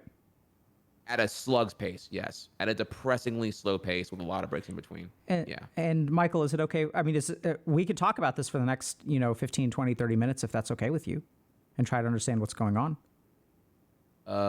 Sure. Well, one, it's gotten a lot better now. I will say here, this is like what I've recently been dealing with here, but I'm happy to report that I'm doing a lot better. Well, yeah. on it. So help us understand how did it get better? I did the unprecedented. So I've been full time streaming on Twitch since July 2015. I was scared, genuinely scared to take a break. I never took breaks. Even going to Evo, going to TwitchCon, going to other events always was like a cross pollination of opportunity. I wouldn't really call it off the grid. I didn't Yep. even know really what a real vacation was. I've never. I was a GameStop employee into a waiter into this. So I've never had like a job with the security and luxury of actually having like PTO, paid time off, etc. So I wouldn't know. I was blessed on I know that where I am right now is incredibly privileged, being a whatever top 0.001% Twitch streamer, content creator, whatever here. So I know that my job is something that's incredibly envied. So I feel like I have very little room to actually like complain about what I do, or or vent about what I go through, me. But I've never had a vacation in that regard, so I didn't even know what like an actual the actual objective of a vacation being rejuvenative. I had never entertained that. It was always just like, okay, well, I went to TwitchCon. That was fun, play, work, whatever Yeah. here, and I come back, I keep going here. So But yeah, I took for the first time ever, May of this year, May of 2022, I took an entire month off. I didn't plan to. I was gonna do 2 weeks off, but I realized here that okay, I'm actually really burned out. Let me just take 2 weeks off and see what happens here. And even then, I was scared to even admit that. It took me until like May 13th, like after not being live for like 10 days, to finally admit, yo, I gotta keep going here. I gotta heal. Like I can see I need a detox. I'm terminally online, and I've been working for so long here. I feel uncreative. I come live and it's just because it's the routine, the motions, but I don't really know what I'm doing anymore. yeah. So So that whole month off is what led to me finally really seeing at the core of what was going on there. and it seems like taking a break really helped you with some of this unconquerable task stuff. Yeah, because I was able to finally like. So I find, for example, here I'm not really able to reflect on how I'm doing until I'm away from this environment. So I'm in my office that I'm in, whatever, 80 hours a week or whatever here, and can I really reflect on how to improve my workflow, my tasking, and everything in between here when there's always the looming threat of the access to streaming? You know, if I'm only getting like one task done in a 9 hour span, or I could just go live and stream today and at least get 8 hours knocked out there. Which one am I gonna do? So that's usually what ends up happening. I mean, I say, okay, so I feel incredibly guilty and even more defeated on the fact that I could have just streamed. So until I get away from this office of turmoil, I found I wasn't really able to reflect. So once I did that and went away, I was able to think, okay, well, then what is in theory, what is the structure of a productive TriHex day on a day on a day off? How do I make gym and fitness synergize rather than like antagonize Yeah. Well said. the flow of streaming? And so what I'm kind of hearing you say is that, and this is really common, by the way, that if we have easy ways of being productive, and there are sometimes tasks that we struggle with that, in theory, should take a small amount of time, but what we always end up doing is, I think you said it beautifully, that I could waste 9 hours doing 1 hour of work, or I could do the 8 hours of work that's easier for me to do. And at the end of the day, I can have done 8 hours of work or 1 hour of work. And so what ends up happening is because our brain knows how to do particular things, what we end up doing is we choose the same easy work, thereby being more efficient. And we never actually get around to the quote unquote hard work, which is going to be less efficient. And you just can't justify the cost to yourself, right? Of taking a break from streaming. Like, okay, like I can stream for a day or I can take a day off, which also I wonder a little bit about, if this goes back to even a case of the don't wants or being idle forever, right? Because like you're saying you've never taken a break, and it sounds like early on you were, taught like, hey, no gap years. Like gap years isn't something that people like us do. Vacation isn't something that people like us do, I do admit it took me a long time to beat in me that the desire for vacation is not weakness. I can tell when I was talking to other people on a subconscious level, I would associate vacation and recreation as weakness. I don't know if that, maybe that comes from being a waiter where it's gig economy, and being a waiter was one of the very few jobs I had access to when I was 18 years old that like let me make money, more of it proportional to my effort. I found many jobs you're paid an amount, and usually you can get the work done in like, I don't know, half the time, but you're not really paid more to get it done half the time. So you just kind of end up padding the work. So ultimately your time is indirectly being perceived as like worthless because you're not being rewarded for being more efficient. Sure. You're just rewarded for, right? Typical stuff, right? So maybe being a waiter for so long is kind of what reinforced in me just like hustle mentality of just like, Yeah. well, or really, I don't want to say hustle because that's not the right, that's a lot, that's like a loaded term these days here, but more like make the most of what you got, never, never idle. Maximize your potential is a better way I'd put it here. Yeah. So, Michael, let me ask you a couple questions. Or actually, can I just share a couple of thoughts that I thought, you've shared that are really interesting?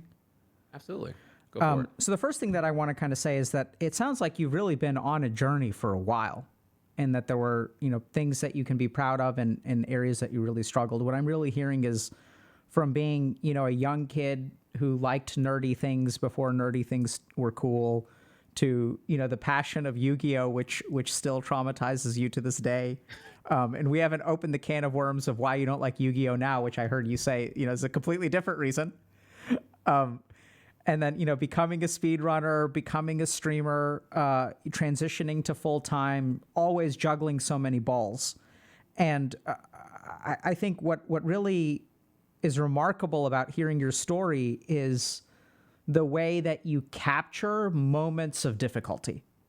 So this overthinking, pyramid of confusion, can't afford a case of the don't wants, min-maxing plausibility, struggling to believe in yourself, struggling to find inner peace, perceiving, you're not good in your own head. You feel guilty for wanting to take a break.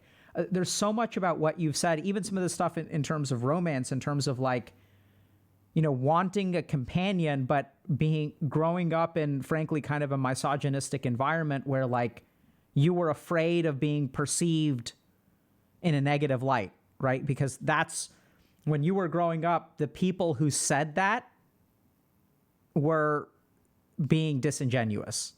But if you genuinely want a connection, like how can you share that with someone without signaling to them, oh, I'm thirsty? And there's just so much stuff that you've kind of gone through, even feeling alone when you're kind of like successful.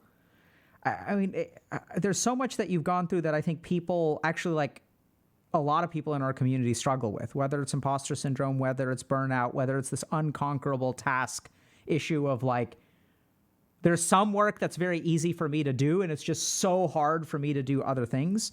What would you share with people who have resonated with a piece of your story? Like, what would you say to them, or any advice that you have for them about if they're, yeah. Well, first I want to say, you blow me away just now when you tied the negative connotation of being thirsty or even seeking companionship with like tying it back to the misogynistic high school boys. I had never thought about that, actually. I had never thought here that maybe that's where my association bias came into play. That's brilliant. I never even thought about that. Thank you for that. Yeah, of course.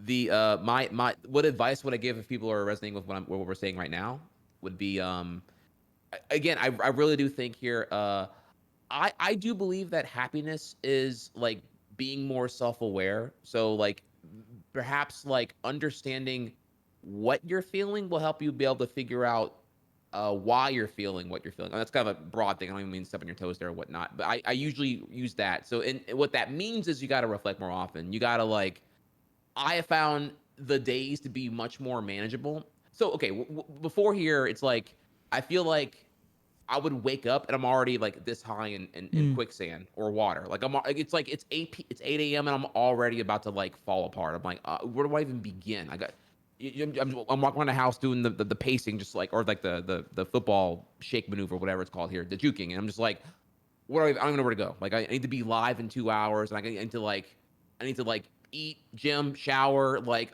my day's already failed. My day's already failed. And I find that if you're going through that feeling of like what feels like damn near suffocation, you got to slow it down and you have to be able to reflect on and idealize here what is my ideal day and like what do I like what is priority here because you're putting time somewhere anywhere everywhere but there is definitely a priority of what's allocating your time and whatnot. So how important is it to you to like figure out like what you want to get in control of? I find it once I started getting in control of my day, it got a lot better. Okay. So um it sounds like being more aware, really sort of thinking about prioritization, organization. Yeah, yeah. You know, and being able to reflect would mean that you acknowledge or maybe perhaps you have like you're trying to shove 30 hours of stuff in a 24-hour day, and in theory you can do this if you're operating at 140% nonstop here. But but can you really sustain working at 140% for 18 hours straight or 16 hours straight of being awake here? Probably not. So you need to like and what happens then is like I did think that, and therefore I always would attack myself my own critiques of not being able to do the 140% workload daily, every day, all day, no breaks, continuously. And then you enter a chain of self-loathing, and then I just feel like, and then also combine that with like whatever metrics-driven workload you have here. So I'm seeing sub count, view count, whatever it is in our streamer space and whatnot that you look at, and it's like it's all declining and I feel like I'm failing and I don't know how to stop failing. So I feel like I feel like I'm broken. I feel like this wasn't a problem before and it is now and I don't even know how to fix it. That sounds very relatable and also terrifying. This sort of sense that you start to fail, you can feel yourself failing, you can see yourself failing, you don't know how you got here. It feels like success is kind of far away. It feels like, you know, you get almost, it's like the rug gets pulled out from under you and you're kind of Yeah. spinning and you don't know how to find stability in those moments. Good way to put it here. Yeah. You feel like you're not in control. So, yeah, Michael, let me ask you. I've had a tickling question in the back of my mind, and we don't have to talk about this if it's uncomfortable for you. But we've talked about the challenges you've had in relationships. I'm a little bit curious. You also hinted that you hadn't had a relationship at that point. Have you managed to kind of find healthy relationships, like romantic relationships, over time, or I did. While the catfish and all that was the bad news, I'm happy to report here that me and my wonderful girlfriend got together November of 2015, and we've been together since. Wow. Yeah, we've been together on me and Jessica. We've been together since like I don't know, like 7 years now onward. Yeah, she's great. And She's my rock. She's definitely like the best, biggest positive change I've had since I can't even recall when. My best friend and then some and all that. can you? Is it okay if I ask a couple questions about the relationship? Sure. Yeah. How did y'all get together? Well, it's actually kind of funny. So, what happened was I was playing Mario Maker one day, and actually, I want to say particularly it was a day that like I was frustrated with like maybe the catfish or whatever. I don't even know. I was really, really mad about something here, and I was particularly distant that day while playing Mario Maker. And people can tell I was visibly distraught. I didn't feel like streaming this day, but I felt like I had to kind of push through and do it anyway. This is like one of those days in November of 2015 where I was like, I was already gone for 10 days, but I came back because of overwhelming amount of guilt and just kind of like just bitter, right? And just like not my usual like charismatic self here. Which by the way here again, it's really tough with streaming because like I feel like for me and you when we go live, it's like the bottom 50% of emotions or it's not an option. You Yeah. need to like you Well need to said. get there. You know, if me and you were if we were like a There's line cook, you know, your emotional status on being a cook wouldn't affect the food output, right? You don't have to interact with anyone other than your fellow line mates and your head chef or whatever here. But with streaming, it's like if I come here like pre-tilted, pre-salty, pre-aggravated, pre-annoyed, the fuse is a lot smaller there, so I may end up becoming more argumentative or defensive or excessive or you know how this whole thing here works, right? So yeah, this clearly I was not in the best state here, and she saw that I was upset, and she donated using her tag black anti venom, but you know I didn't know how to read it because it wasn't capitalized correctly or whatever, so I saw black anti venom being a Spider-Man reference. That was actually pretty cool. But I saw that it was Black Ant donating, and I thought it was like some. I remember reacting saying here that it was okay, okay, because they were saying something that was kind of affectionate or whatever, and I was like, okay, thank you, you basement dwelling neckbeard. I don't care, whatever. I actually snapped at the donation, honestly, which is pretty rude of me. I will admit, Let- not my proudest moment here. But then my chat, they searched because I said Black Ant, so I didn't even give it any thought here what the whole name was or was. They searched her name, saw she had an Instagram, saw she had a Twitch on her Instagram, saw she actually Twitch streamed, and they were like, and my Discord was like, yo, she's real, bro. She's cute too. You gotta check her out, bro. So I like, you know, and I panicked here because they were all like berating her and telling her, you know, that's not usually TriHex. He doesn't usually do that kind of thing. He's sorry about that. They were apologizing for me for which I didn't even know they were even doing. So then I felt like I had to then like, you know, reach out to her and tell her I'm sorry if my community's been like berating you or whatever. And then from there we started talking. The ice was already broken. You know, the hardest part, the part where actually I initiate the whole like I think you're cute. Maybe we should hang out sometime, something like that. That already happened because Twitch broke that Wait, all so for me here, let actually. me understand this properly, Yeah, Michael. So sure. this relationship, the rock of your life that you've been in for 7 years, started off by you calling your girlfriend of 7 years a neckbeard, a Yes. basement dwelling neckbeard. Yes. And Yeah. then just to be clear, you use the word berate, but it sounds like actually your Twitch community went to bat for you and did damage control with her. They did, but I didn't know at the time here. I just knew that So they were like I didn't know if they were mass harassing her or what. I didn't know. I didn't know exactly it, what was going on there. so just to be clear, okay, Hmm. and maybe I'm simplifying things, but you called your girlfriend a neckbeard, and then Hmm. Twitch went and did damage control, and y'all have been seven. This is the largest contribution I've ever heard of. Honestly, that's not an exaggeration from Twitch chat. Yeah. No, that They they did research, wingman the found crap out out of she's me a here. real Yeah, they person, did. said, "Hey, dumbass, stop treating her this way. She's legit." Yeah, they And did. then Yeah. we're also I like, "Hey, he's not usually like this. Give our bro a chance." It is true because I didn't tell them I had got double catfished at the time here Yeah, of clearly. course. Right, yeah, but I just like I'm like okay, yeah, you're being affectionate or whatever here maybe. I don't know. I didn't believe. I Wow. had lost faith in humanity. I was so bitter at that point. I was on some like Tobey Maguire Spider-Man 3 vibes. I was just like, you know, edge. I was edgy at that point. I was like, bro, I'm so over humanity at this point. That's got to be the best how we met story I've ever heard. Yeah, actually, I want to say it's a highlight. I got it. It's you know how highlights are never deleted on Twitch. I think it's like buried in there somewhere. I have to find it for y'all one day. But yeah, it's somewhere in there. Yeah, but yeah, we've been together ever since. We did long distance for about 9 months, and then she wanted to move down to Louisiana. She liked what she saw, and we've been Damn together right ever she did. since. Yeah, yeah.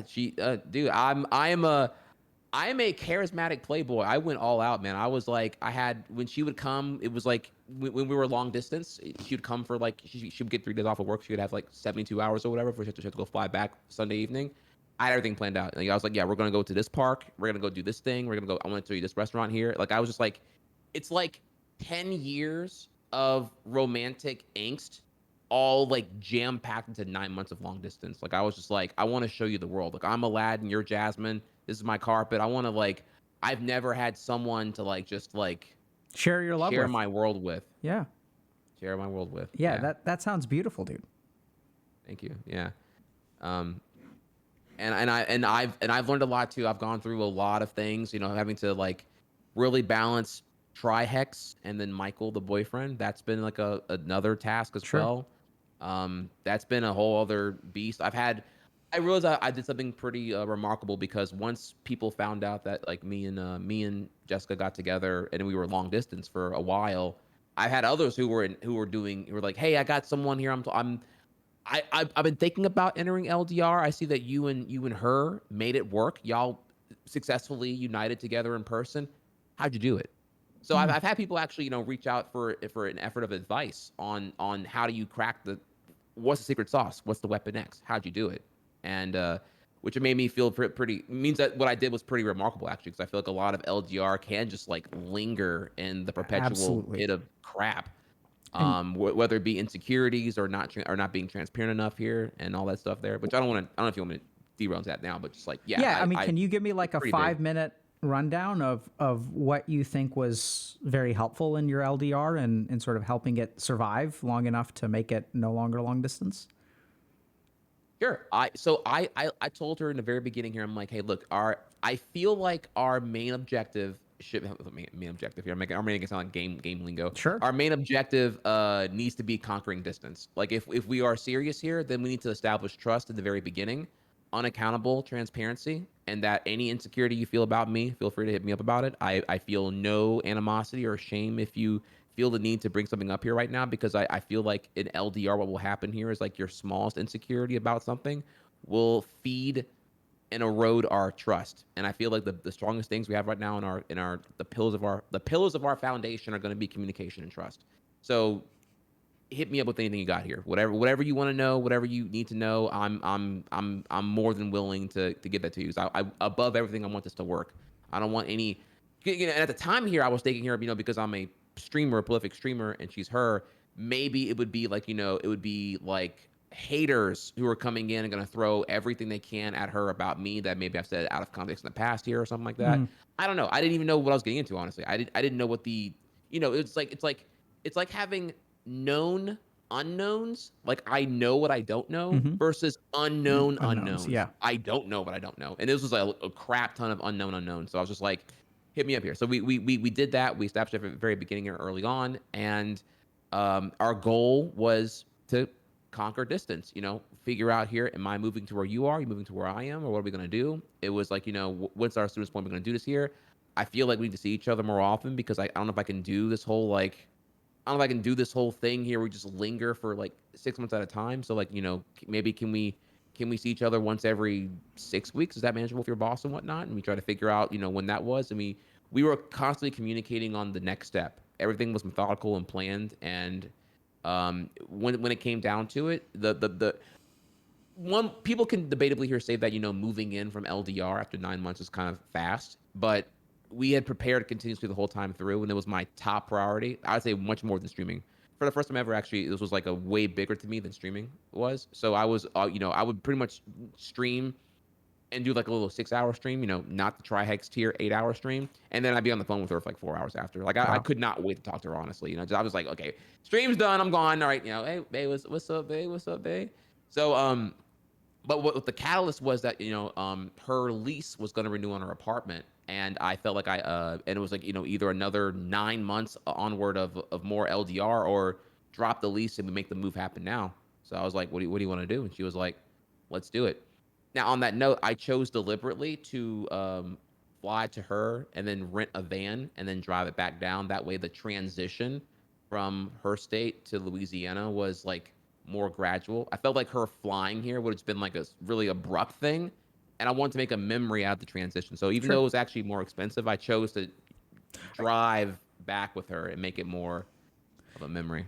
Yeah, I mean, I'm noticing, Michael, a couple things. The first is that it sounds like y'all have both been quite thoughtful and intentional about how you manage this relationship.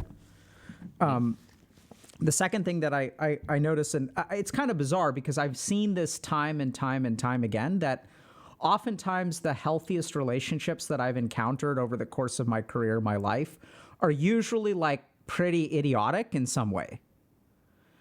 I mean that honestly, like, because like I'm not. It's not a judgment. It's just like the best relationships usually have something that honestly would be like, okay, moving straight from a long distance relationship to moving in after 9 months seems fast, right? A lot of people would say like, oh, that's actually like a relationship mistake. That's And there's something, honestly, there's something stupid about love, like in a good way.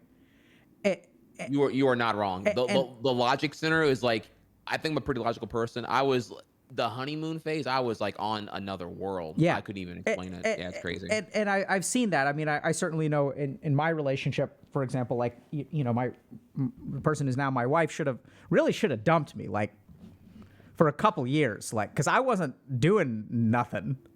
You know, I was like kind of complete, just not going anywhere or doing anything. And she really, and she was crushing it in life. And she really should have traded up, you know, IMO. But, and so we've had our fair share of idiocy in our relationship too. But I kind of see that. And I think it's like, yeah. So thank you so much for sharing. Absolutely. Any questions for me before we sort of think about wrapping up? Questions for you. I guess let me think here. The one I could think of here that maybe you could help me understand here is like, I think I'm coming to terms now with like what I'm calling here streamer guilt.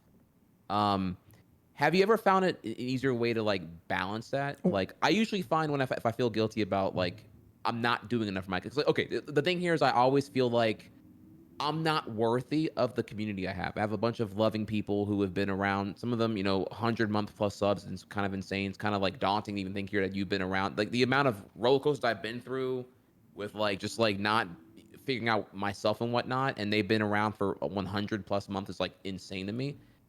How do you ever come to terms with like, I'm not I don't know, you're fulfilled with how you're performing as a streamer. Is that a question? Yeah, yeah. So let me just unpack that a little bit. So you mentioned streamer guilt.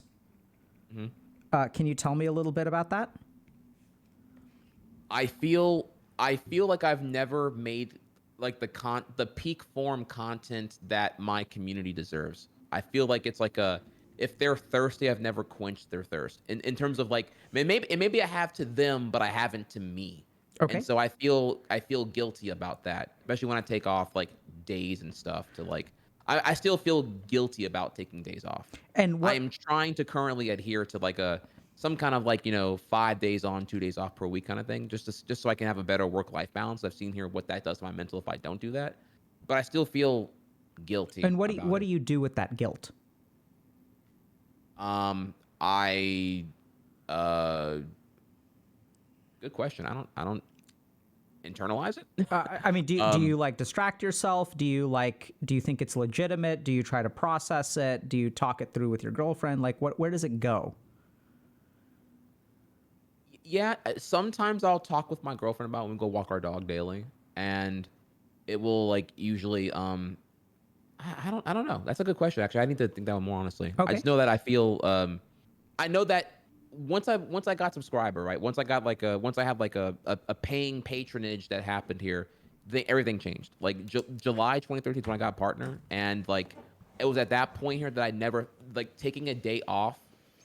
Previously, before the subscribers existed, it felt I can make taking a day off be constructive. Whereas now I feel like taking days off is usually, it feels more destructive. I always feel like I should be doing more or something. Like I have to like learn to enjoy the downtime and being idle and not like always need to do more here. Because I feel like all my competition's always live and they're always doing something here. They're always outdoing me. Yeah.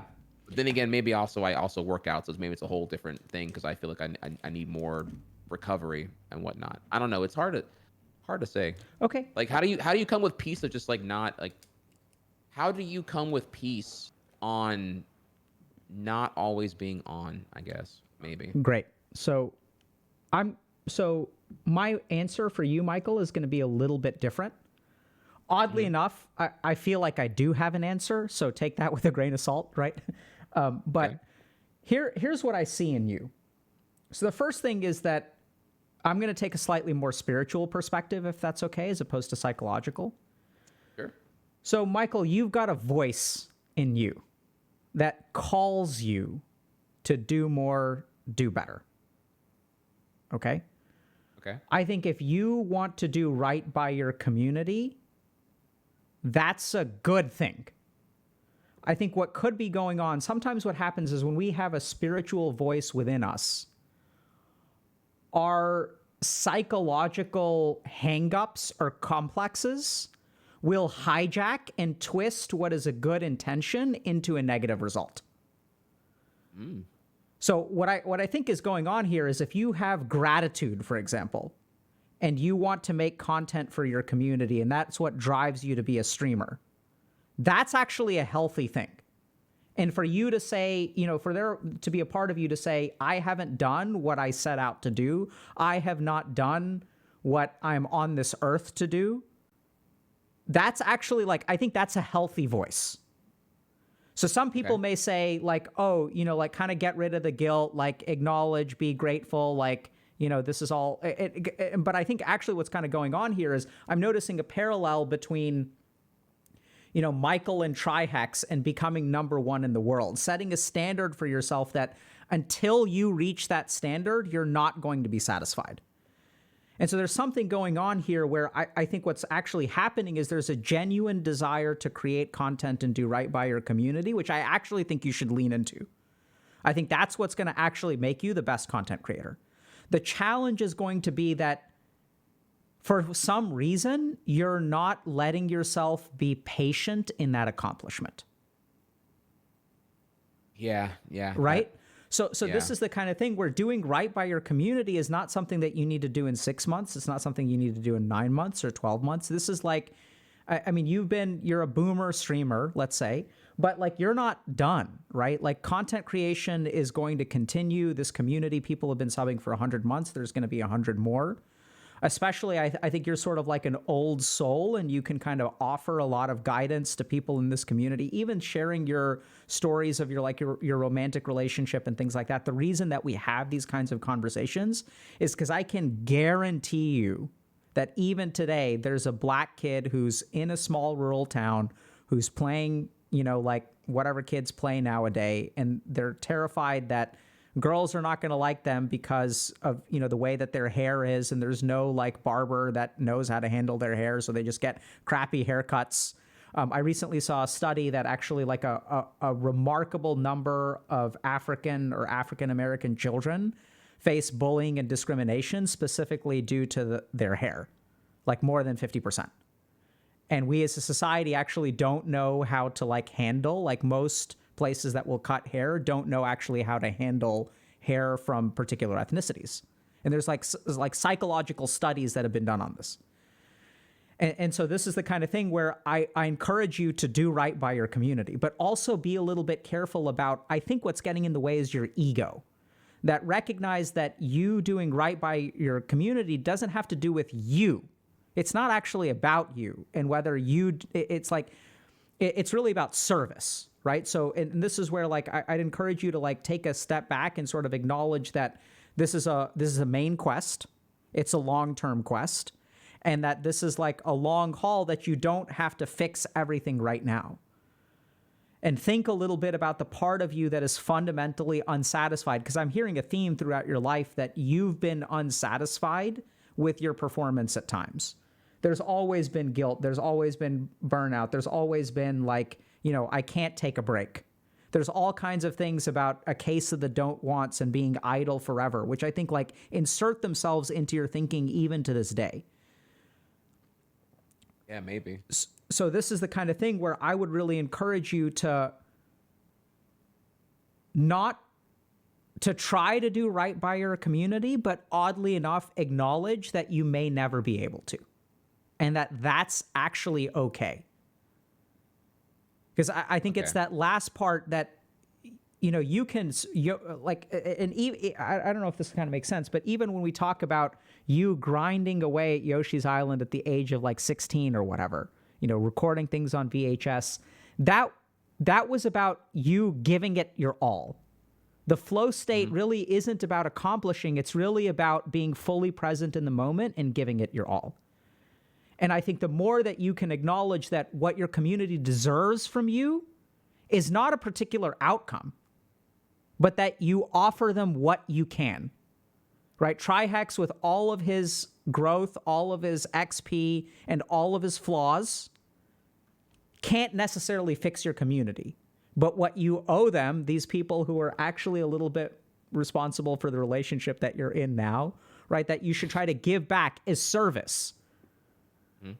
And I think the more that you can, and because this is the key thing, is stepping away from our ego, which is what gives us guilt. Because this is kind of where I know it's what I'm saying is sort of abstract. So let me try to explain. You can't be guilty unless you have a sense of self, right? If I say, "Oh, Alok," let's take this conversation. So I feel guilty in this conversation because I haven't helped you enough. But that I can't feel guilty for that unless I have an expectation of how much I should be able to help you. I see. And that comes from my identity that I'm Dr. K and I should be able to help. Oh my God, I didn't live up to what Dr. K is capable of. And then I feel guilty. Whereas so the way that I kind of handle that is to show up and acknowledge that actually Dr. K ain't shit. Right? Like, I actually have no idea if I can help you or not help you. All I know is that I'm going to show up and I'm going to give whatever I have to offer. And for some people, it may be enough, and for other people, it won't be enough. And in the same way, are you on this earth to support this community that has given you so much? 100%. So you're going to give them what you have to offer. Is it going to be enough? Is it not going to be enough? Is TriHex enough? Is Michael enough? Like, it's not your place to give them enough. It's only your place to give them what you have. I see. How does that sound to you? You nailed it. When you said second to last point you said right there about the about like I have to win. I have to give it, like I have to accomplish the thing here. It was kind of like what resonated with me was like it was like is it a fault of the effort or is it a fault of the pre-calibrated expectation? Or even the entitlement of what, I need to get to this point, even if it asks for 140% effort. Yeah. I think if we look at it psychologically, there's actually research that shows it's a pre-calibrated expectation. So if you actually look at the science of entering the flow state, which leads to optimal performance, stepping away from expectation is one of the key prerequisites of entering the flow state. Wow. Okay. I got homework to do then. I didn't even know that. Yeah. So it's really interesting. And I think those expectations in turn have to do with ego, right? Because how do you set expectations? They have to do with, okay, what is TriHex capable of?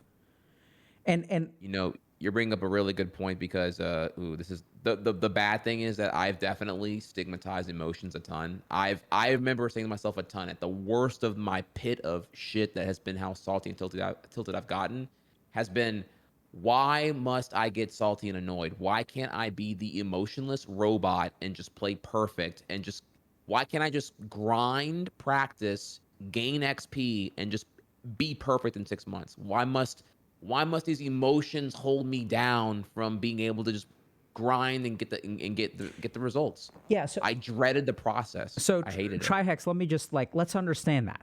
So what are you doing in that moment? You're moving away from the person that you are because emotions are a part of you and you're human, right? Mm-hmm. And you're beating yourself up for being a human and not living up to the expectation of what you have in your mind. Yeah. You have this idea of TriHex, and then here's Michael. And it goes back to my first question, what do you go by? Yeah. I actually thought about that earlier. I was like, wait, when he asked the tag thing, I couldn't even answer that one. Like I couldn't even give you an ugly answer. I had to give you I couldn't give you a pretty answer. I had to give you the ugly truth. I'm like, right? It's so complicated. So I think at the end of the day, you're not TriHex, you're Michael. Mm-hmm. Right? Like you are this person who's flawed, who has negative emotions, who has guilt, who can sometimes only do 1 hour of work in 9 hours. And the truth of it is that's okay. Your guilt actually comes from not what you owe them, but what you expect from yourself, right? You're letting yourself down because you're not living up to that expectation. I'm not hearing your community complaining. No, they're homies, right? So this is all coming from you and coming from what you expect from yourself. And this is where I'm not saying don't give everything you've got. and this is a medicine, frankly, like, I mean, this is a lesson I frankly learned in medicine, not in India when I was like studying to become a monk. But like what you realize as a doctor is that you can't save a life. You can try, but like you can try. Yeah. You can try, but you can't. Yeah. That's all you can. But what more can you do, right? You can't wave a wand. Yep. Beyond your own. So beyond your own willpower. I can give it 100%, and the more that I get caught up in, oh my God, I'm a brilliant doctor, and I should be able to do more. That actually doesn't help the patient. That's all about your ego, right? Does that make sense? I should be able to help this person more. It's like I'm not even thinking about them. I'm thinking about my own shortcomings. I think about like a veterinarian, and if the critter dies on their watch, and how they can't get over that they didn't win every single time, right? Sometimes it's just going to be like that. And so the more that you acknowledge your own humanness, the more that you acknowledge that you set an impossible standard for yourself. And I think that too, in terms of your identity, like a couple of other things to think about is that standard that you set is also born out of your insecurity. And that's kind of weird, but you were who you were, and as people started, I don't know how to say this, but like as they started treating you as less, you create an ego that compensates. So you have to be the best because what you were wasn't good enough. Yeah, compensating. Right? Yeah. And whereas just imagine how your life would be different if people were like, oh, it's like totally fine that you're playing Yu-Gi-Oh! If at the library there was like a cute girl who also played Yu-Gi-Oh! If people had accepted you early on, you would have nothing to prove. That desire to prove comes out of the insecurity. Yeah. That makes a lot of sense to me, actually. And so the more that you feel guilty is because you haven't proven what you have to prove. You want to prove to yourself that the community deserves you. So you're going to do right by them. You're going to save the world. Mm-hmm. But that's all born out of the insecurity that, they don't deserve, you don't deserve them. Yeah, that's what I've been working towards now. So you're nailing it all. I agree. I don't disagree with what you're saying right now. I've been trying to be proactive on it now rather than reactive, and so I have made a pivot to really doing content that I find fulfilling. So I've been wanting to like work on some really abstract stuff, some like true blue ocean ideas here, rather than just like being the super gamer and just playing the game of the week or whatever, game of the month. I'm like, okay, well, what are people going to remember a year from now or 5 years from now? And I thought here, I wanted to make a fitness guide for gamers. Take the thing I enjoy with fitness and healthy and being a huge advocate for both lifestyle options and choices, and also like I've never heard any gamers who are anti-fitness.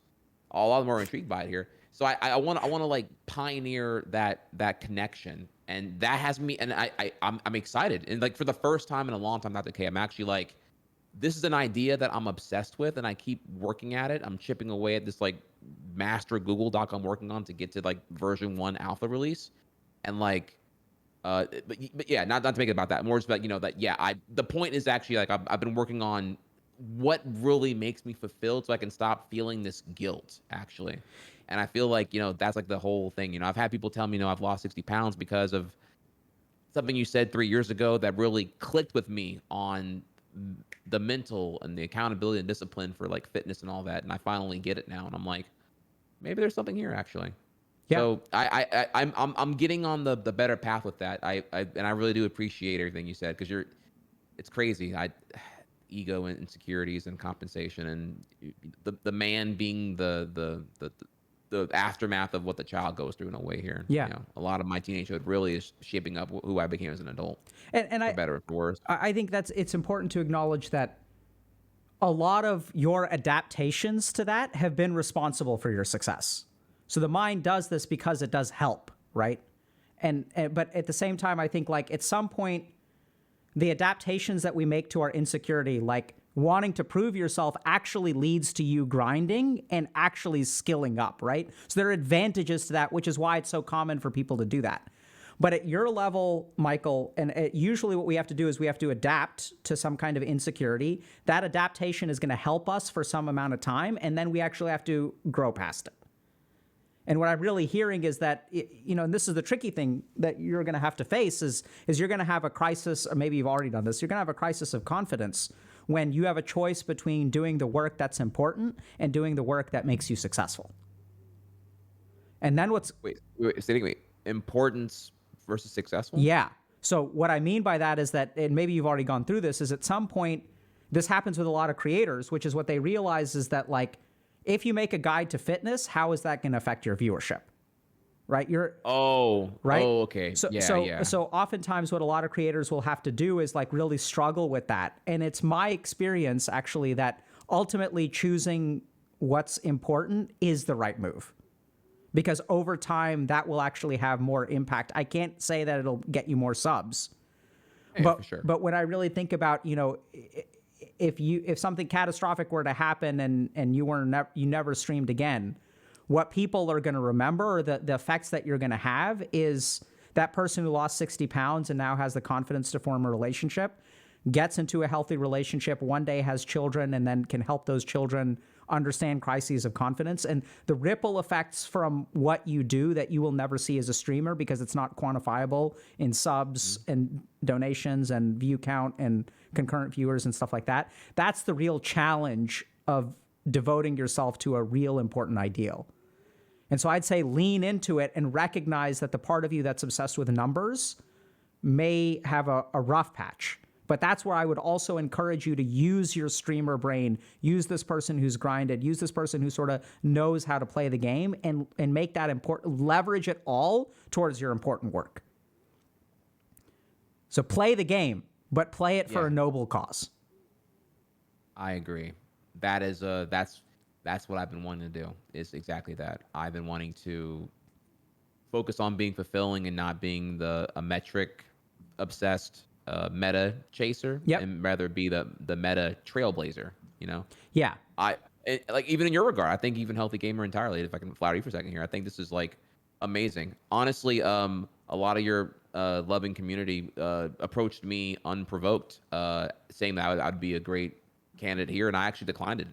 Or I didn't entertain the idea. I was so insecure about even showing any of this here, like literally last year, that I was like, nah, I would never do that, dude. It seems it's daunting, it's exhausting. I could never actually. I'm honestly happy to hear you say that, Michael, because I don't want anyone to ever feel pressured to come on here. I know that sometimes that happens, and that's the way that the community is and stuff like that. But I think, like, once again, patience. Right? So things are going to happen when they're ready to happen. And most importantly, be patient. If you have that guilty kind of thought, oh, I'm not doing enough, I'm not doing enough, what I'd love for you to do in that moment is a small cognitive reframe, which is like, okay, my guilt is coming from a genuine place, which I want to support. And why is it that I expect perfection from myself at this point? Why can't I be a little bit more patient with myself? And really kind of raise awareness of that. I'm gonna write that one down. That's I have to consider that patient with myself. That's a really good one. Wow. Why am I not? Why do I feel entitled to instantaneous gratification and success? I don't think it's even gratification success. It's instantaneous service, right?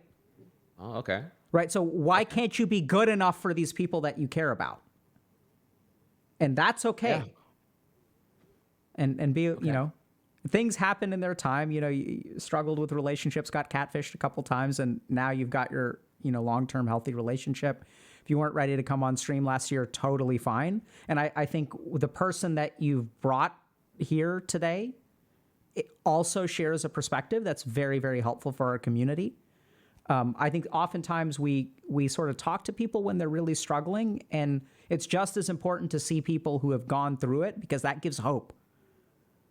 Yeah, I completely agree with that one there. I love the idea that, we're normalizing that you're not alone, and that, everyone has their own struggles, and how you arrive at them is all, conditional and loaded in variables here. But normalizing that it's okay to not be okay is, in a way, you're not also like getting compounded by self-loathing while also failing, which is what I was doing. Like, when I tell you the pit of shit was bad, where every day I'd wake up and I feel like I'm already in the quicksand, and I'm panicking and just again it turns into self-loathing really really bad, and that cycle is almost addictive. It's like a poison almost. Oh Here. yeah. So, Yeah. Michael, let me ask you one last question. So sometimes when people come on, we'll do a brief meditation at the end of the interview. Are you open to doing something like that? Sure. Yeah. Yeah. So, I'm not a pro, but I like to go for walks. I like to okay, like actually.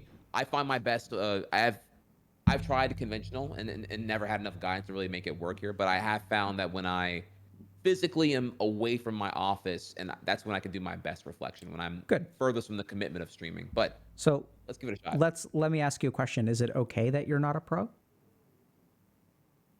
Oh, that's a good question. Close your eyes. Because we're Close your eyes. I'm going to ask you the question again. I want you to pay attention. Is it okay that you're not a pro? logically, yes, it's okay. I'm not a pro. What are you feeling? The need to perform well right now. Where is to be that honest. in your body? The need? Mm-hmm. Ooh, in my head, Okay. my neck. What are you feeling? Tell me. You feel like a pressure above my head right now, just like I feel like I can see and feel the eyeballs looking at me right now, Okay. I want you looking to for guidance on how to meditate or even how to be in the moment right now. straighten your neck and your spine. Good. Roll your shoulders. Just notice that pressure. Also take a moment to notice the absurdity that obviously you're not a pro at meditation. And yet, I ask you, is that okay? And you're so impatient with yourself. I should have been an expert in meditation already. You don't give yourself a moment of, you don't give yourself any slack. And now I want you to pay attention to the part of you that doesn't give yourself a break. Can you find it? I see it. Tell me about it. Overworked, overutilized, underrested, strained, drained. Right? So it's so In feel a way, all it's of like okay, I want go ahead. feel all of those statements in your body. Like what does it feel to be overworked, overstrained? You really want to know? Yeah. It feels like SpongeBob in the episode where he's at Sandy's house and he's dehydrated beyond reason. It's like a totally dehydrated sponge with absolutely no moisture. So feel It's that. like I want to sweat because I'm so drained, but I'm incapable of sweating because I'm so Nothing dehydrated. left. So now what I want you to do is give yourself a drink. Take a deep breath. Feel it in your abdomen, your chest. Deep breath in. Expand. Pull in air. Pull in life. Hold it. Hold it. And out. Slowly, slowly, slowly, slowly.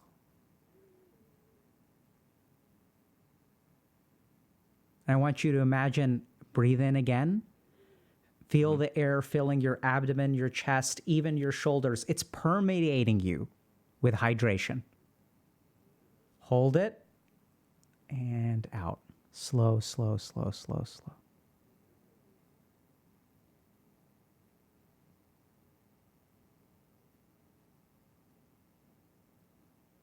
One more time. Slow, deep breath. Start with the abdomen, move to the chest and up the shoulders.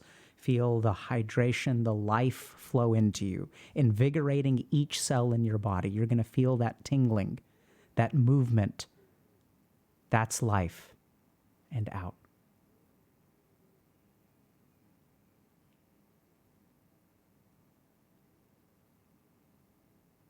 Now you can resume normal breathing, but I want you to listen to my words. In this moment, notice the part of you that is relentless, underrested, always wanting more. Wants you to be an expert in meditation before you even try. Be patient. Acknowledge that that part of you exists for a reason. It's not a bad part, but that in its quest for perfection, you're the one that pays the price. I'm going to leave you with one simple concept. It's the concept of 2 arrows. This is a concept from kind of Buddhist thinking that sometimes life shoots an arrow at us and we take it in the knee. We can't control that. But oftentimes what we do is shoot an arrow at ourselves for getting hit by the first one. It's not just the mistake, it's the self-loathing afterward.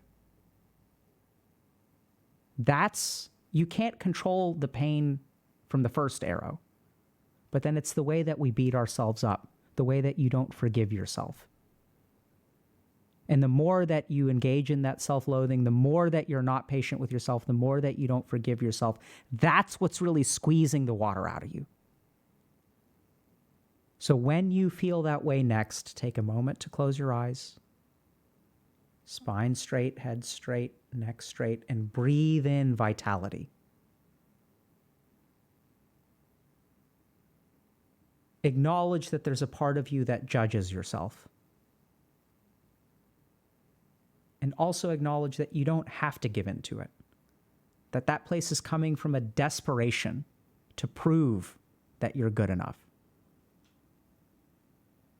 I'm not a pro at it. I need to be a pro at it. No, you don't. You're perfect, exactly. Just notice what you feel in this moment. What's wrong with you? Nothing. You exist.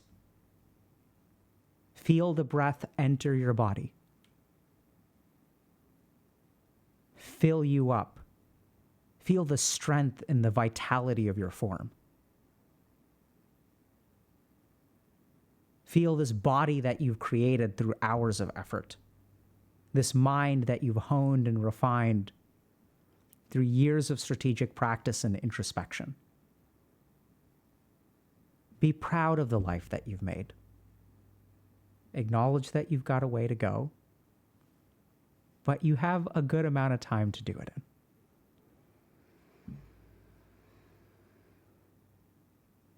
Now put your hands together in Namaste position, palms together. If you are okay with that from kind of a religious standpoint. It's not really religious. And I want you to rub your palms together. Rub them together, create friction, heat, a lot of friction. Cup them over your eyes. Cup them over your eyes. Good.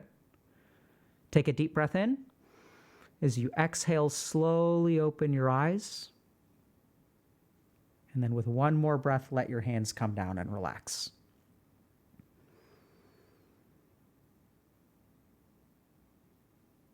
I'm a little bit watery.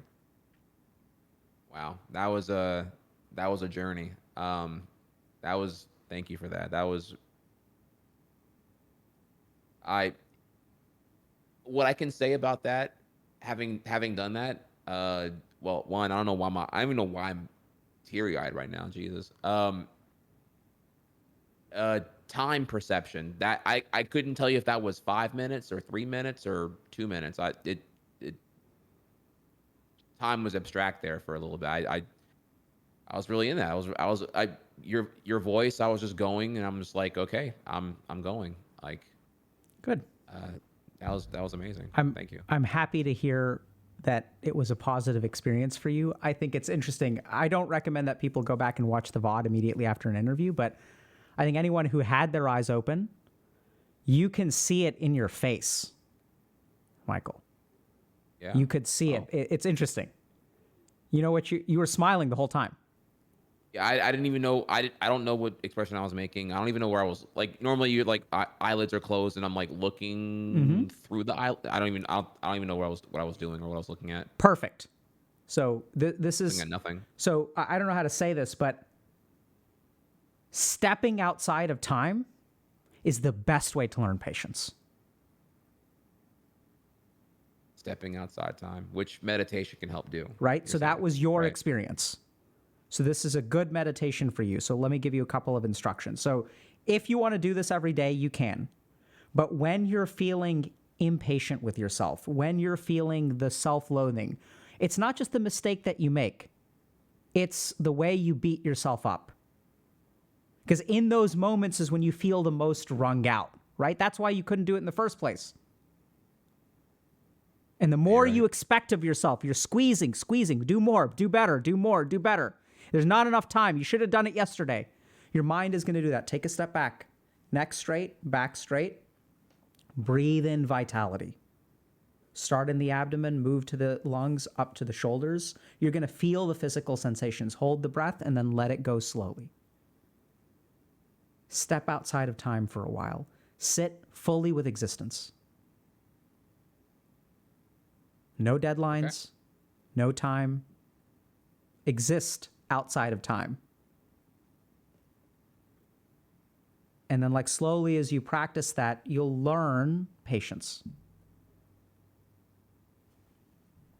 You can do it 5 to 15 minutes a day. You can also incorporate other kinds of meditation techniques. You can check out, we've got like YouTube videos and stuff about other meditations. I would also recommend, if you want an introductory practice, something called alternate nostril breathing or Nadi Shuddhi Pranayam. So you can just Google it. I'll DM you the name of the meditation. Thank you. I almost had alternate nostril breathing. Yep. Yeah. So that can sort of help you kind of develop a formal practice. And I would say do, somewhere between 5 and 15 minutes a day if you can. You can start every other day a week. And to get clinical benefits of meditation in terms of anxiety and stuff like that, all the studies basically suggest 20 minutes of practice at a minimum of every other day is usually sufficient for some kind of clinical benefit. Okay. Great. Thank you. You're very welcome. Yeah. I will say it is reinforcing the very little I know about meditation. I've heard here is that I will admit here I'm guilty of this.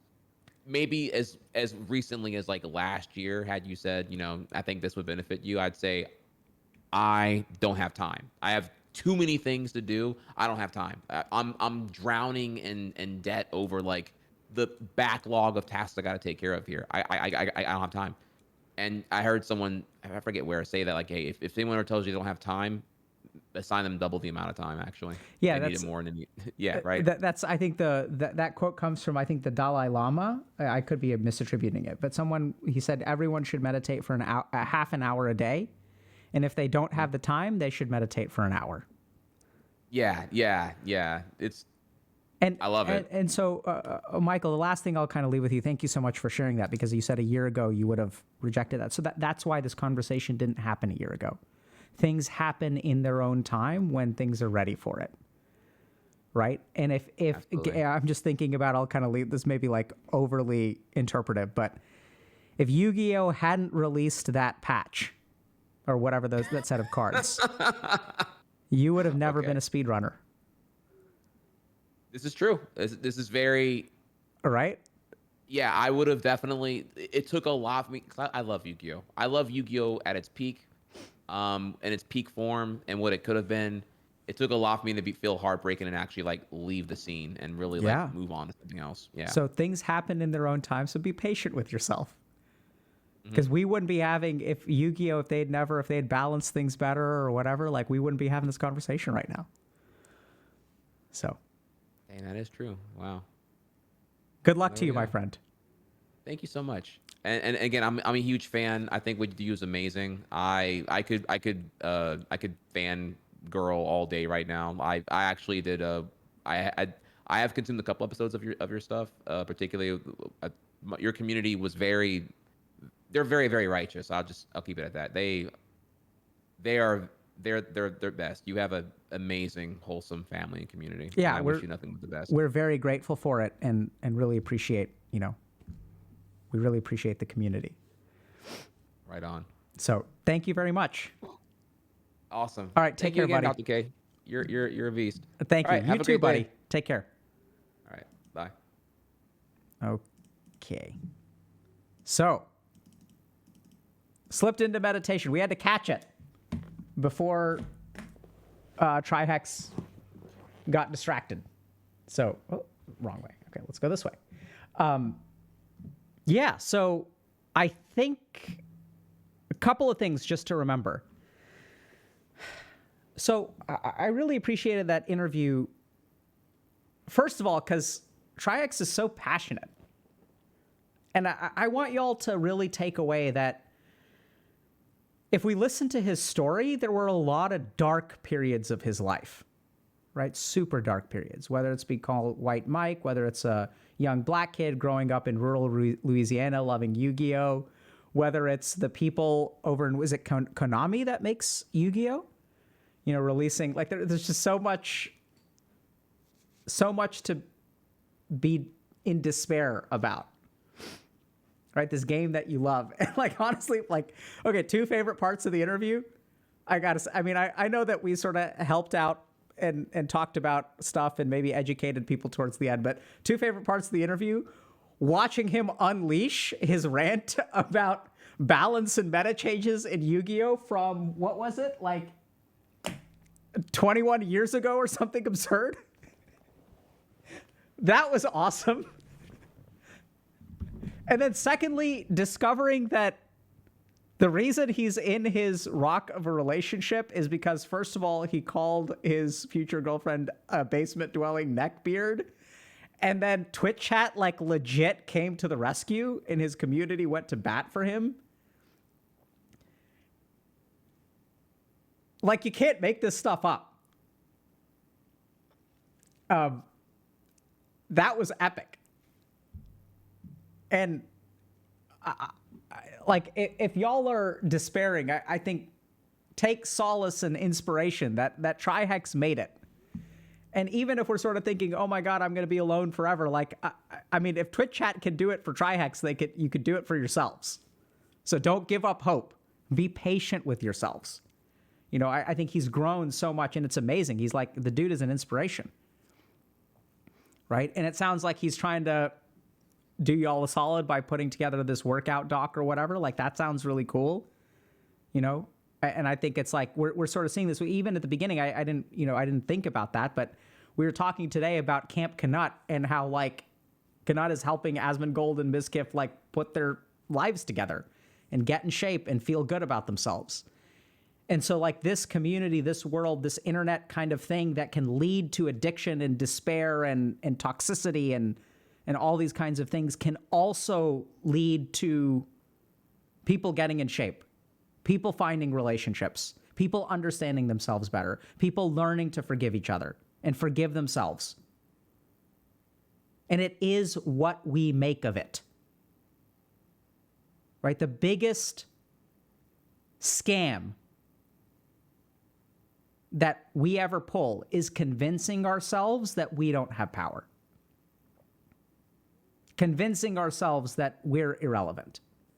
Convincing ourselves that we can't change our lives. Because what the mind does is it looks at all of the reasons why something isn't going to help. It's going to say, oh, it's not enough. It's not enough. It won't help. What difference does it make if I clean my room? What difference does it make if I exercise? Look at all the 1,000 things that are wrong in the world in my life. What difference does exercise make?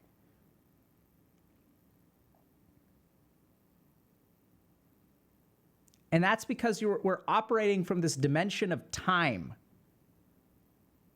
And I know this is going to sound kind of weird, like we're going to get into like strange territory, but if you want to put together your life, stop operating within time. Start operating in the now. Don't worry about the future. I'm not saying don't consider it entirely, right? But like in this moment, if you decide not to exercise because it's not going to be enough, what you're using is you're letting time trick you into paralysis. And then today becomes tomorrow, and tomorrow becomes the next day. And every single day you say it's not enough, but what about tomorrow? What about this? What about this? What about this? It's all reasons to not act. As TriHex says, it's a case of the don't wannas. So just focus on the now. Do it. It doesn't matter if it's enough or not enough. It's not about enough. Enough is about the future. It's about expectations. Operate outside of all of that. Do it today. We talked about briefly, I think Asmongold said something like, you know, this is the first time I've cleaned my room or whatever in 10 years. Who cares whether it's been 10 years, 8 years, 15 years? Who cares when you're going to do it again? The key thing is do it now. Life is built one step at a time. And it's the scam that our mind pulls on us by telling us one step is not enough. You're right, it's not enough. But then the first step has to be taken in order for you to do the next step. You can't get to enough without starting. So operate outside of time. Operate outside of tomorrow. Focus on today. Forget about expectations. And that's what we really see from TriHex's story. One thing after the next, after the next, after the next, after the next, after the next. But even if we really pay attention to his story, how did he get to where he is? Not by thinking about what's coming down the road 5 years from now. I'm going to play Yu-Gi-Oh! I'm going to do speedruns. I'm going to get to the top of speedruns. I'm going to mail a VHS tape to this place so that they convert it and upload it. I'm going to stream on Justin TV. I'm going to stream on Twitch. I'm going to do this thing. Oh, Mario Maker came out. Let me do it. Was he trying to get to 8,000, viewers? No. He's like, I'm going to do this thing. Zatsuji is saying, beautiful. 5 push-ups is 5 more than 0. Be patient with yourselves. Okay, couple of quick announcements. So I think, we may be late for this, but let me check. Okay, so we've got, hold on, I wonder if I can hop, maybe I should or shouldn't. So I just want to show you all something real quick.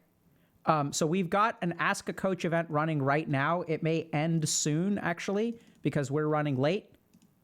So we've got Ask a Coach running now. So this is, and we're going to be talking about, it looks like the session is about procrastination. So if y'all are interested in getting some questions answered, I'm going to make the mistake of joining the channel real quick, and then I may disconnect. Actually, let me see if I can do that. Can I join the channel? Let me ask. Maybe not. Maybe we won't. We won't risk it. But we have made this devastating mistake. So we've got Ask a Coach going on right now. We're going to be talking about procrastination. So if y'all are interested in getting kind of more questions and stuff answered, we recognize that a lot of people in the community have questions. We recognize that I cannot get to all of them. This is part of the reason why we have coaches to sort of help y'all with the things that we don't have the time for. And so, I guess there's 65 people listening right now. So that's like, that's great, right? So we've got more opportunities to try to help this community a little bit more. So check that out if y'all are interested. And we're going to learn, so if y'all are interested in how procrastination works, potentially how we can help with that, what to do about it, then check that out. And then who are we rating is the next question.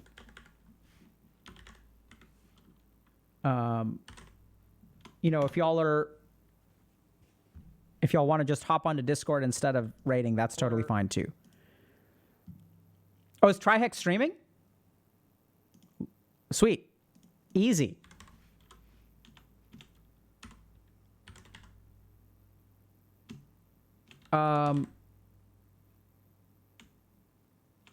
Let's just raid TriHex. Easy. All right. So send TriHex some love. And if y'all are interested in learning a little bit more on procrastination, hop onto Discord. I think we're going to be streaming on Friday. I'm not sure exactly what we're going to be doing. Let me see what's on the...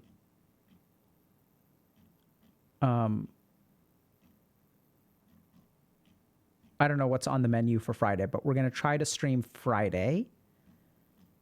I don't know. Anyway.